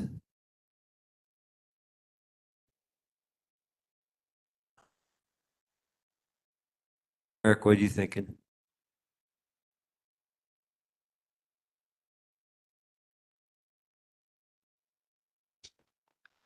I'm trying to decide what I'm thinking. I think that this is a pretty competitive program. I know a lot of people, a lot bigger than Nederland, also employ this program in what they're trying to do. So I know that it's a good one. I know that it's a strong one. You just have to look at last year's capstone partners to see that we would be in good company if we were to get a Masters of the Environment capstone project up here. So for that reason, I'm interested in SAB applying it, but I also see what Tanya is saying is it does still seem a bit redundant compared to what we're doing now, and it is another study when we have so many ongoing, and that $8,000 could be put to different use for sure. So I'm not really sure what I think yet. Okay. I'd like to speak to Tanya's question / comment. New for this year, the Masters of the Environment program is rolling out another smaller portion of the capstone, which is closer to an internship. So there is that secondary option if we didn't want to go for the full proposal and spend the $8,000. This one is more of like students in their last semester, roughly 15 hours a week hourly, as opposed to the 20, 25 plus that this the capstone project would require. So that's something that we could bring back when I have more information on that. But if we wanted to look at, say, a smaller portion of this full program, that's a possibility for this year. So are they the undergrad students or? No, it's still graduate students. Yep, and they didn't give me a whole lot of information on that because we were trying to figure out if we would be able to fund a group of 3 students. It's basically like a residency program. They're second year students in the MIM program, so still graduate students. Okay. Leah, did they give you any indication that our application this year with the topic and everything would be more competitive? They did say that the topic was perfectly in line. Here I'm going to quote, "This project tracks perfectly with the sustainability in the outdoor industry specialization in our community and economic development focus area, particularly as it pertains to tourism and outdoor recreation. I believe you might have a number of students who are interested in a project like this. Happy to help you refine the project." So I don't know what the feedback was last year since I didn't work on that proposal, but we did get that support in terms of the topic we chose for this year. Some of the feedback, though, that we did discuss on SAB was, so the last year's proposal was around electrification. And one, it's a huge project. And especially for up here in the mountain communities, there's a lot of complexity that's involved in that. Whereas while we don't know definitively, but a lot of what we were surmising is that it was just too big. It was just too complex. It would be hard to also implement, right, within I don't know, like within like 1 to 3 years. So those were some of the things that just kind of pushed us into rethinking a little bit and then aligning with the strategic goals.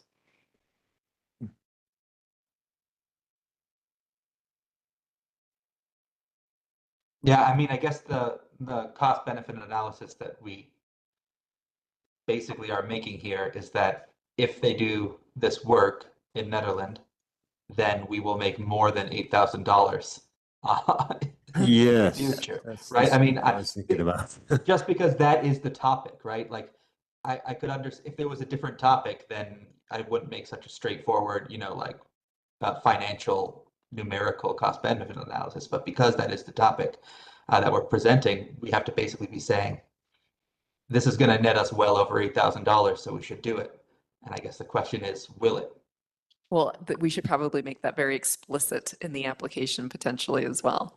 We'd be looking for this to cover the costs of what we would be putting into the program. I mean, I don't think there's anything wrong with being that explicit. How much is the grant for? 8,000 is a matching grant to what? Like a 20%? Like what is it paying for? No, it's just paying for student workers to work on We're the paying for that. project. What's the grant paying for? It's not a grant program. It's a graduate level program, sort of like an internship, but it's a team of interns for a short period of You're time. committing to buy their time, I guess. Remember how the those 3 women did the community wildlife CWPP, and they worked with the Boulder Watershed Collective. Yeah. Yeah, so it's kind of a stipend, Okay. Gotcha. So like what we get. Getting a good deal. Okay. Yeah, I mean, well, I'll talk more No, about that. it's competitive. Like, many communities are vying for this, these expertise. So I mean, I respect that 100%. And I'm sorry to be so negative. Just, I guess, I mean, I already said what I feel. I appreciate you guys 100%. in general. Thank you. Jesse, what are you thinking? I suppose I can kind of appreciate where you're coming from, Tanya. You know, I am affected by your position on it. And with that said, I feel inclined to support. I feel like it's a windfall of money that we weren't necessarily expecting. It is sort of already aligned with sustainability. And that was my first, you know, civic engagement with Nederland was on the Sustainability Advisory Board, and I'm very pleased to see it receive some funds. And I think it's a really great opportunity for us to dream and consider ways of generating revenue for the town aligned with our new branding and with sustainability. And if there's a way in which we can somehow commit or do a resolution of sorts to practice some of what we discover in that process, I would love to figure out that quality of a possible motion. But I don't know if that's Practice, can you just, to apply what's generated out of the value, so we do get some of that return on investment. Whether, you know, I would like to, I don't know if there's a way in which, you know, we have budget season coming up, if there's a way in which we can build in some new possible revenue generating opportunities that could come out of this work.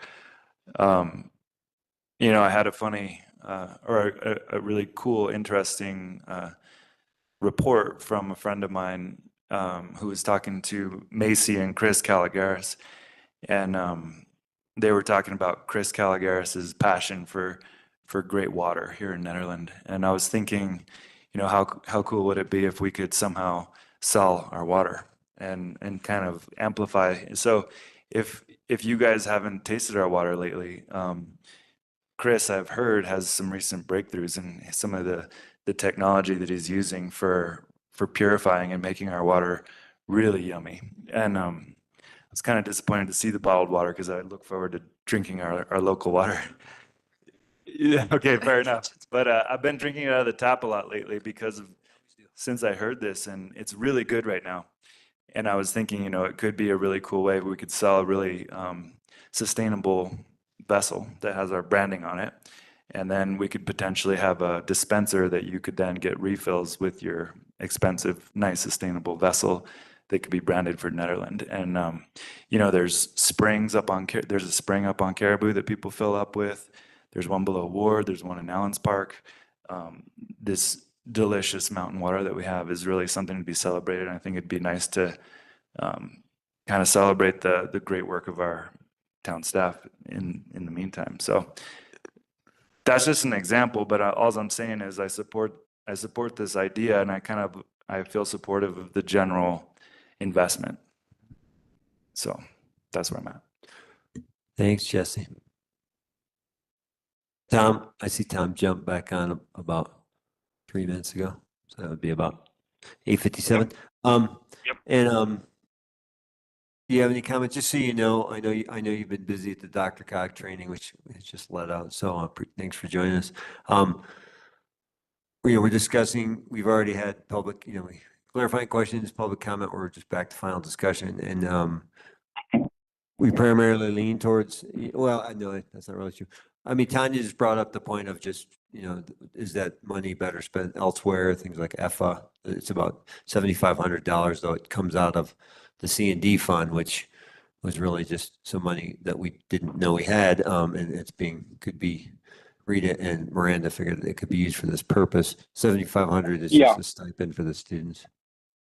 Yeah, we looked at this when I was on SAB last time when Erica was here, and she identified this as a pot of funds that were available, and it's not what they were originally intended for, but I think it's an appropriate use. Right on. Yep. I'll give a few comments, Tom, and then you want to talk after, just to kind of, I think some of mine will tie in some of the things that were said while you were in the training, but and some won't, because this program I see is a pretty Awesome program. It is competitive to go for this resource of this research. And I mean, if my brother was touched so much by the presentation by the three women who did the CWPP that he's actually in the program now. He's in a whole different line with urban food systems. But it's just seeing, how they place these people. Kieran, one of those three women that did the study, the capstone for Boulder Watershed Collective, is now an employee of theirs. So it's kind of interesting to see how what they're really doing in this program is pretty focused on placing people and using these capstones as a way to really launch them into their careers. All three of those women are gainfully employed. Like I said, I know one of which by the Boulder Watershed Collective. So I really do think quite highly of this program as I've gotten to know it. I remember working through this with Erica last year with electrification, and it was exciting to talk to the person who, Eric and I talked with the person who ran the whole thing at the CU, and just knowing what they're doing, like we'll get a high quality for the amount of money we're able to put into it. And I think there is the point that Eric and Jesse kind of touched on is that, it could be, we don't want to spend $10 to save a nickel here. We could be making a good investment that pays off a lot more in the long run. And so, yeah, I think that future revenue is really where this would lead, and more than pay us back the 7,500. So I lean towards, going with this, starting the process to apply for this. But if more people have things to say, I'm Yeah, I open here. support you on that.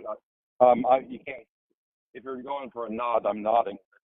We're going to a vote. This will be an action item. We're just finishing discussion, but yeah, we'll be going for, the full motion and vote. And to be clear, Leah, this is not 7,500. This is an actual 8,000. So we'll have to, in the motion, because they want $500 for resources. I missed that, sorry. No, that's okay. But I think if we do move forward with this, we'll just have to make sure to articulate that in the motion. Yes, thank you. The 7,500 is for the students' time, and then any project costs that we may incur, we would need to cover for the students. I'm not sure if there would be any or what that would cost. So that extra $500 is just an estimate. I don't know, Miranda, if we've had this in past years and have a clear estimate of what that would cost, but nothing comes to mind immediately. But just to buffer that, I think asking for 8 is appropriate. And in your 1 to 2 hours, is that already fit into what you're paid with the money we are budgeted to pay you, or is that, Miranda, that might be a Miranda question. Great question. Yeah, that might be a Miranda question. I mean, I would say, yeah, what I would argue is that Leah's already pretty overextended and does the best she does incredible in the amount of hours. So this is adding more to her plate. So the board could consider supplementing her and knowing that we're about to reclassify 15,000, and that's kind of more in like a one-off, like almost bonus structure here than it would be a contract amendment. If you wanted to also provide her a similar stipend of sort for taking this on. And it's about 9 to 10 months, it look like. Yes, that's correct. 1 to 2 hours a week. Right. So like, do you also then up to 2,500 to Leah? Yeah. Yep. I wonder if we could somehow support Leah to try to implement some of the material that comes out of this study and the research. I mean, really, at this point, we need to be looking at converting Leah to a full-time employee. This job to a full-time. Well, if we can dedicate more money, what does that do for us? What It would helps. what- I mean, that's what we're struggling is we just can't do it right now from really a revenue standpoint. We don't have the revenue to offset her to converting this position to full-time. But Jesse, what you're saying is that what the outcomes of this study would then go to supply the additional The funds that investment. we for a full-time and sustainability The coordinator. revenue, for yeah. example, yeah. What kind of outcomes of the study? The revenue, the potential, that revenue, revenue? we're talking There's no- about the investment now for more revenue later, that revenue would indeed be How this. is this going to generate revenue? the study? I'm still confused. I'm just, Well, if I understand it correctly, is it it is. similar to like creating infrastructure in the town and then that creates more people to come and more tourism and those dollars translate into like sales tax? Or is this actual revenue from a fee standpoint? Or like, I'm just trying to understand. I guess I didn't follow along on the AIM well enough. I'm sorry. Yeah, I mean, it's one, if you look at the first, I mean, if you got it there, page 264, top of the aim, first paragraph under summary, it's one of, SAB will submit a proposal for a team of graduate students to develop a plan for sustainable tourism in this town of Nederland, revenue generation and economic development, including risk assessment if appropriate, including equitable access to nature-based No, I tourism. read that. No, I read that. I'm just, where's the revenue? Is it? So can I try to explain? More people coming into the community and then stopping and shopping after they've been hiking, or or is there a fee structure that we're not talking about that's going to be implemented? I'm not. Go ahead, Jess. Tanya, if I could try to explain what I was trying to articulate earlier. Basically, as I understand it, these students will be studying Nederland and taking the work of Godot and seeing if it can go a step further towards exploring opportunities for generating revenue in alignment with our branding work and in alignment with sustainability and working with Leah and the Sustainability Advisory Board. So that is us investing to the tune something around $8,000 in those students doing I that. thought it was 10,500 because there's another 2,500 for Leah. Well, I mean, 8,000 for the students, and yeah, I guess we're sitting here. I mean, what are we? Well, gonna vote for? the surprise money, so to speak, is $15,000, if I understand correctly. So that is Yeah. an unexpected windfall of money that we didn't account for in our budget earlier, our budget for 2023. So we have some free money, so to speak, that we weren't expecting or planning on. And that money came back to us in sort of a sustainability aligned thing that we're already doing in the town. And so it's somewhat appropriate to reinvest in the Sustainability Advisory Board and to support Leah and these students to see what can be done to take the work of Godot and of sustainability further and in generating revenue.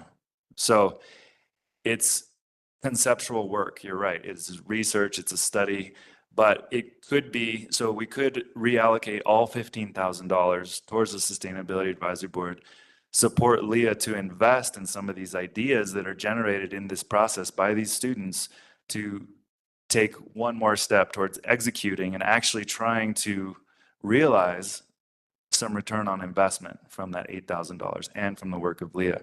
So we could set up revenue generating opportunities with the $15,000. We're reinvesting in our branding, in our sustainability, and in our ability to generate revenue in alignment with those things. That's why I'm in support of doing exactly what Miranda's proposing.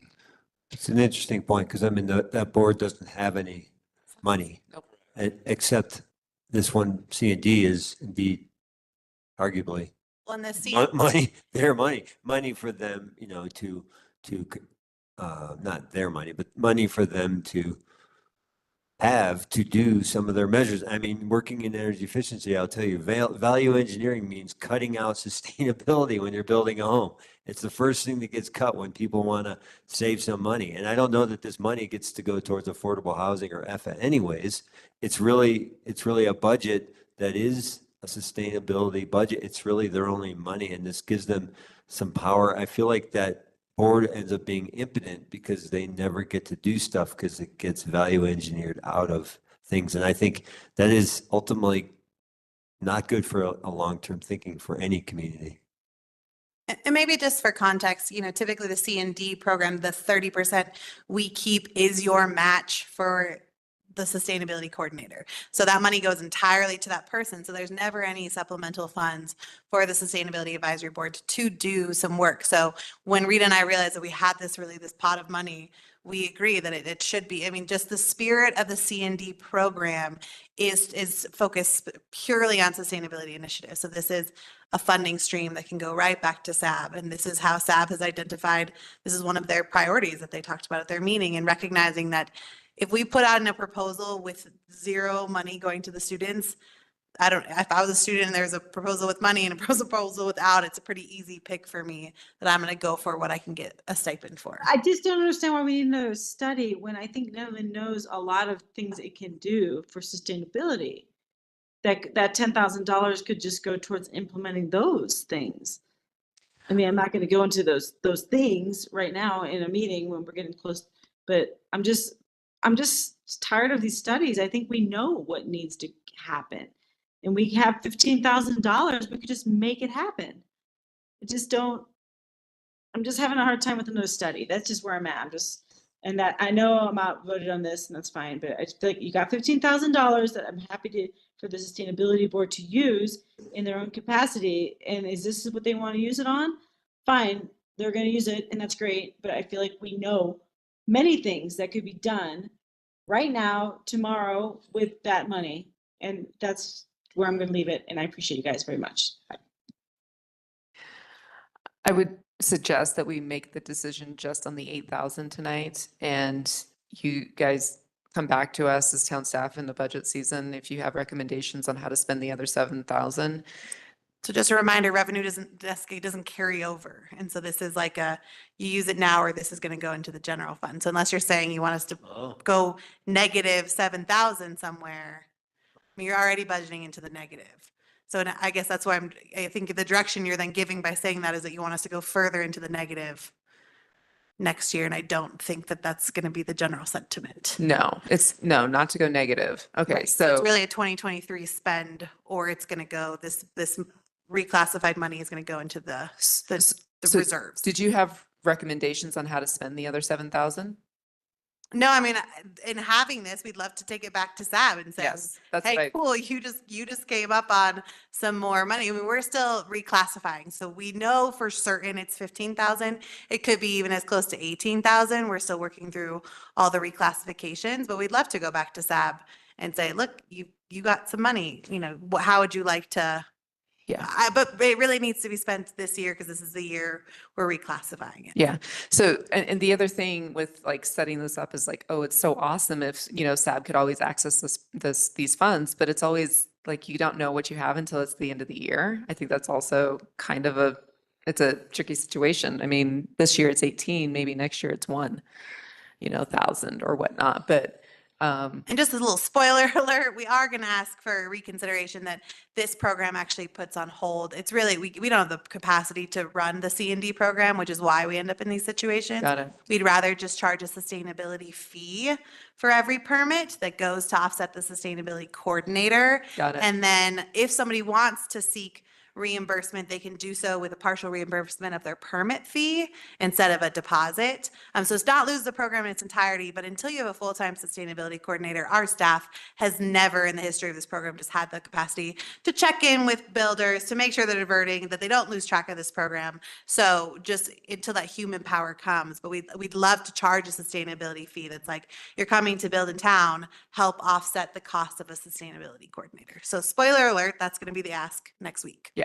And so I would rather it go before the SAB and say, there's this pot of money. How would you like to suggest to the board that we spend it?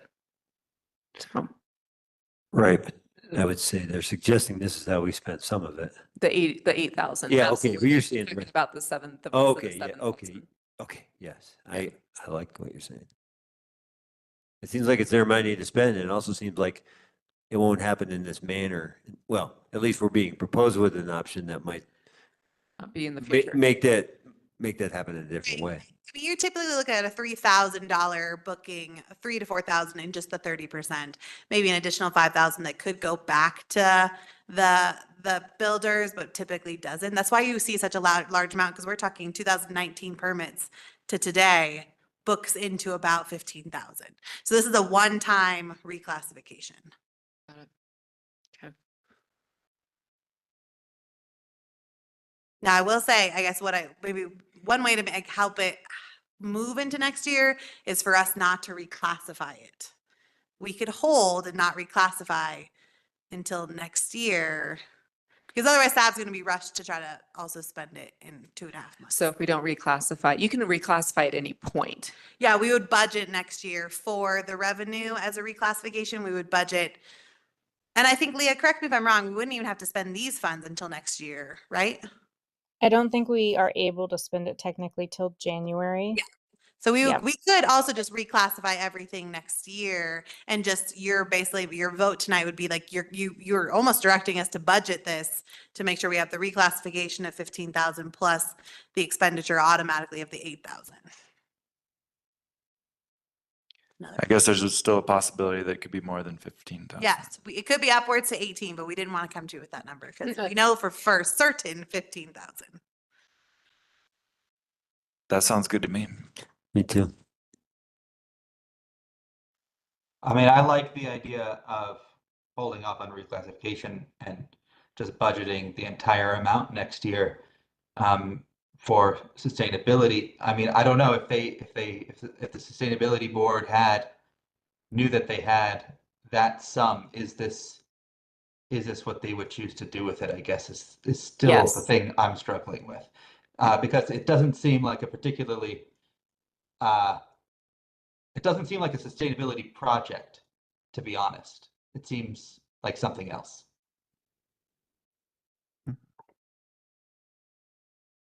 So, I mean, and Leah, you can kind of chime in. The capstone project, if electrification had been selected last year, it would have been great. Sab would have been excited. I think part of the feedback was, hey, besides it being so big and robust and not within a meaningful timeline, it was also not paid. And so, I think that the sustainability board would absolutely suggest that this is how they would like to spend their funds and moving toward more insight into I mean, and when you say that it doesn't seem like it's a sustainable project, what do you? No, it doesn't, not that it doesn't seem sustainable, that it doesn't seem like a sustainability project. It seems like a revenue generation project in terms of outdoor recreation and nature-based tourism, which is fine and something that Nederland could probably benefit from in some way or another. But it doesn't seem like it actually furthers many of our, I guess, more short to medium term sustainability goals, like zero waste and things like that.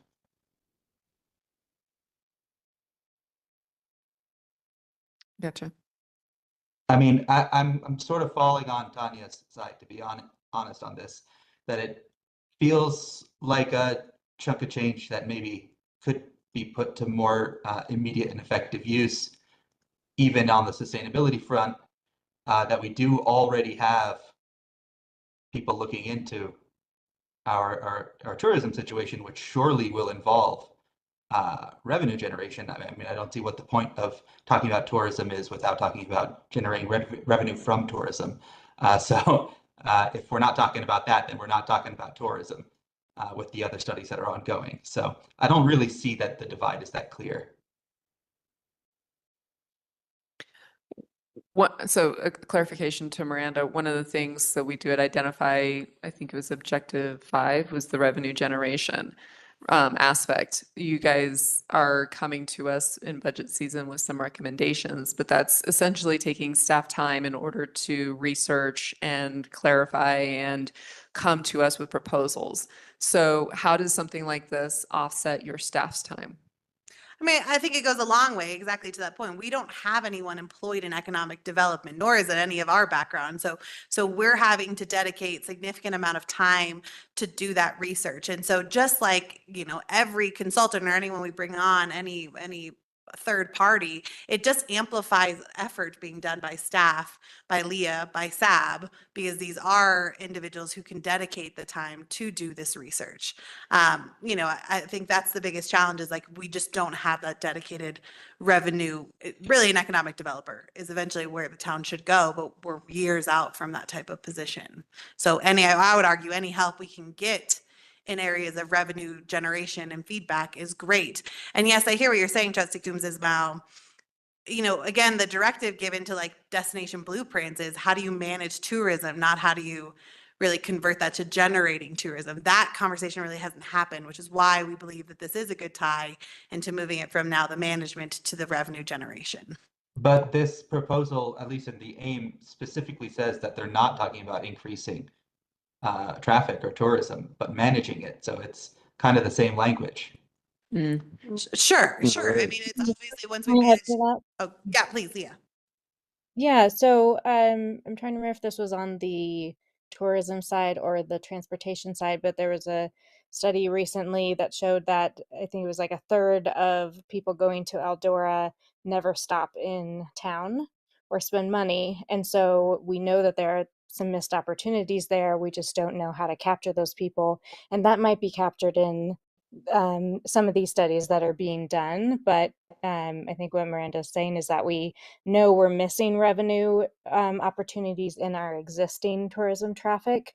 But like, I love Jesse's idea about selling water, for example. Like, that's something that we could be doing to capture some of this traffic, especially losing a lot of traffic from Frozen Dead Guy days and things like that. Like, how are we going to take the traffic that's already coming to our town and still have people spend money as opposed just blowing through going to Eldora or going to hike and never stopping for lunch or to spend money at our visitor center, things like that.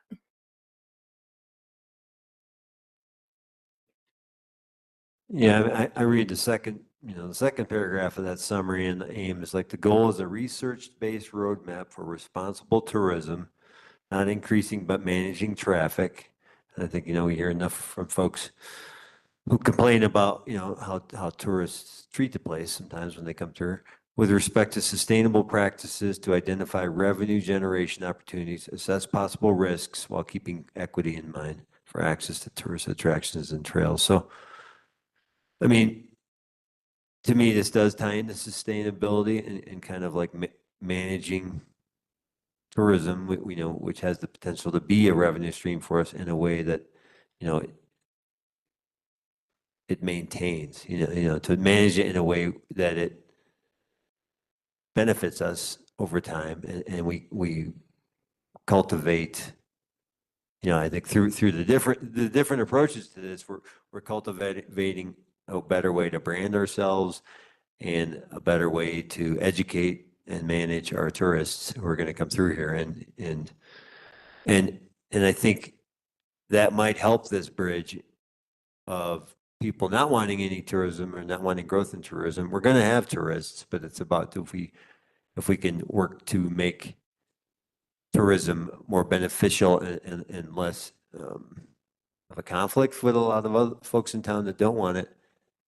To me, it helps it last. It helps it maintain over time.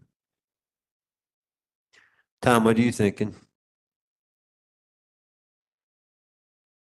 I agree with what you just said. The part that Tanya picked up and Eric continued on is right. There's a bit of a discontinuity. Economic development as opposed to pure sustainability, but I still think it's a good use of money. So I would lean towards approving that. And it seems like for town staff, this would be, I mean, they seem to be recommending it, and this would be assisting in this effort versus, piling on more stuff for them to do. Yeah, I think that's one thing that I would want to recommend, Leah, is that Miranda stays very close to this in terms of, because I'm not sure how it's been conducted in the past, but, because her and the team are also looking into other revenue generating things of just having, she's got that global, preview and can kind of take a look. And I mean, again, I don't know how this happens and not trying to put more on you, Miranda, but there is a piece where the students may need to be sort of guided, or if not, Leah, I know that they have 1 to 2 hours with you, but I think it's really important to also have Miranda in those conversations so that she can help set up the guardrails on, or at least direct, so that we get very meaningful research out of this.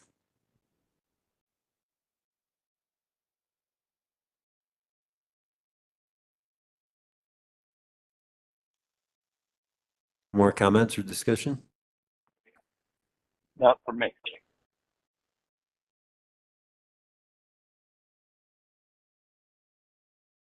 Could make a motion. Jesse? I move that we, okay, yeah, thanks.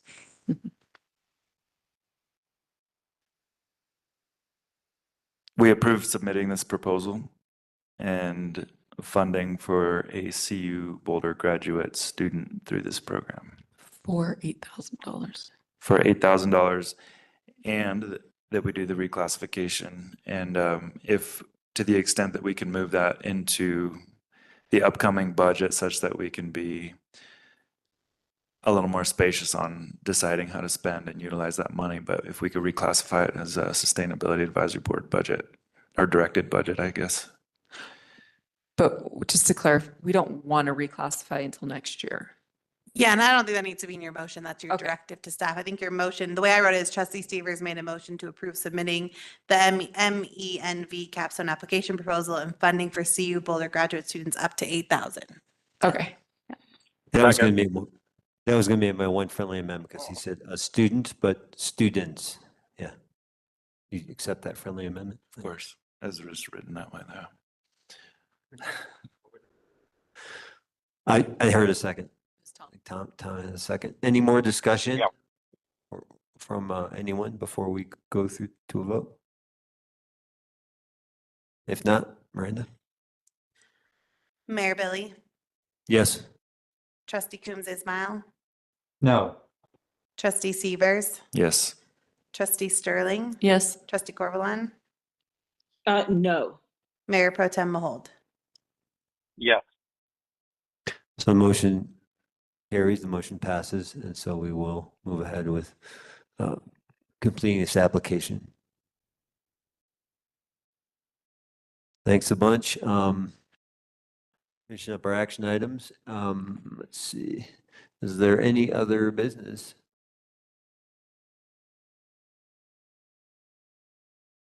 I guess, because Tom, I don't think you were here. I can't remember. John Mountain joined us. He announced he is resigning, as you know, and we are going to revisit that on November 21st meeting, and at that time we will decide whether we're going for an appointment or a election. And that's Okay. How did we vote on that or what's the mechanics? Did we just do a nod? no, that is actually how we have to do it. Statutory. Statutory. That was made clear, Okay. clarified for us by Miranda. Okay. Got it. Well, thanks a bunch. Appreciate any other business. I move to adjourn. Oh, good piece of business. I second. Second. Is anyone opposed? No. No. Great. Thanks, everyone. We're ending the meeting tonight at 9:29. Thank you, Mayor. Thank you all. Thank you all. Appreciate your time. Thank you. Good work tonight. Bye-bye. Good night.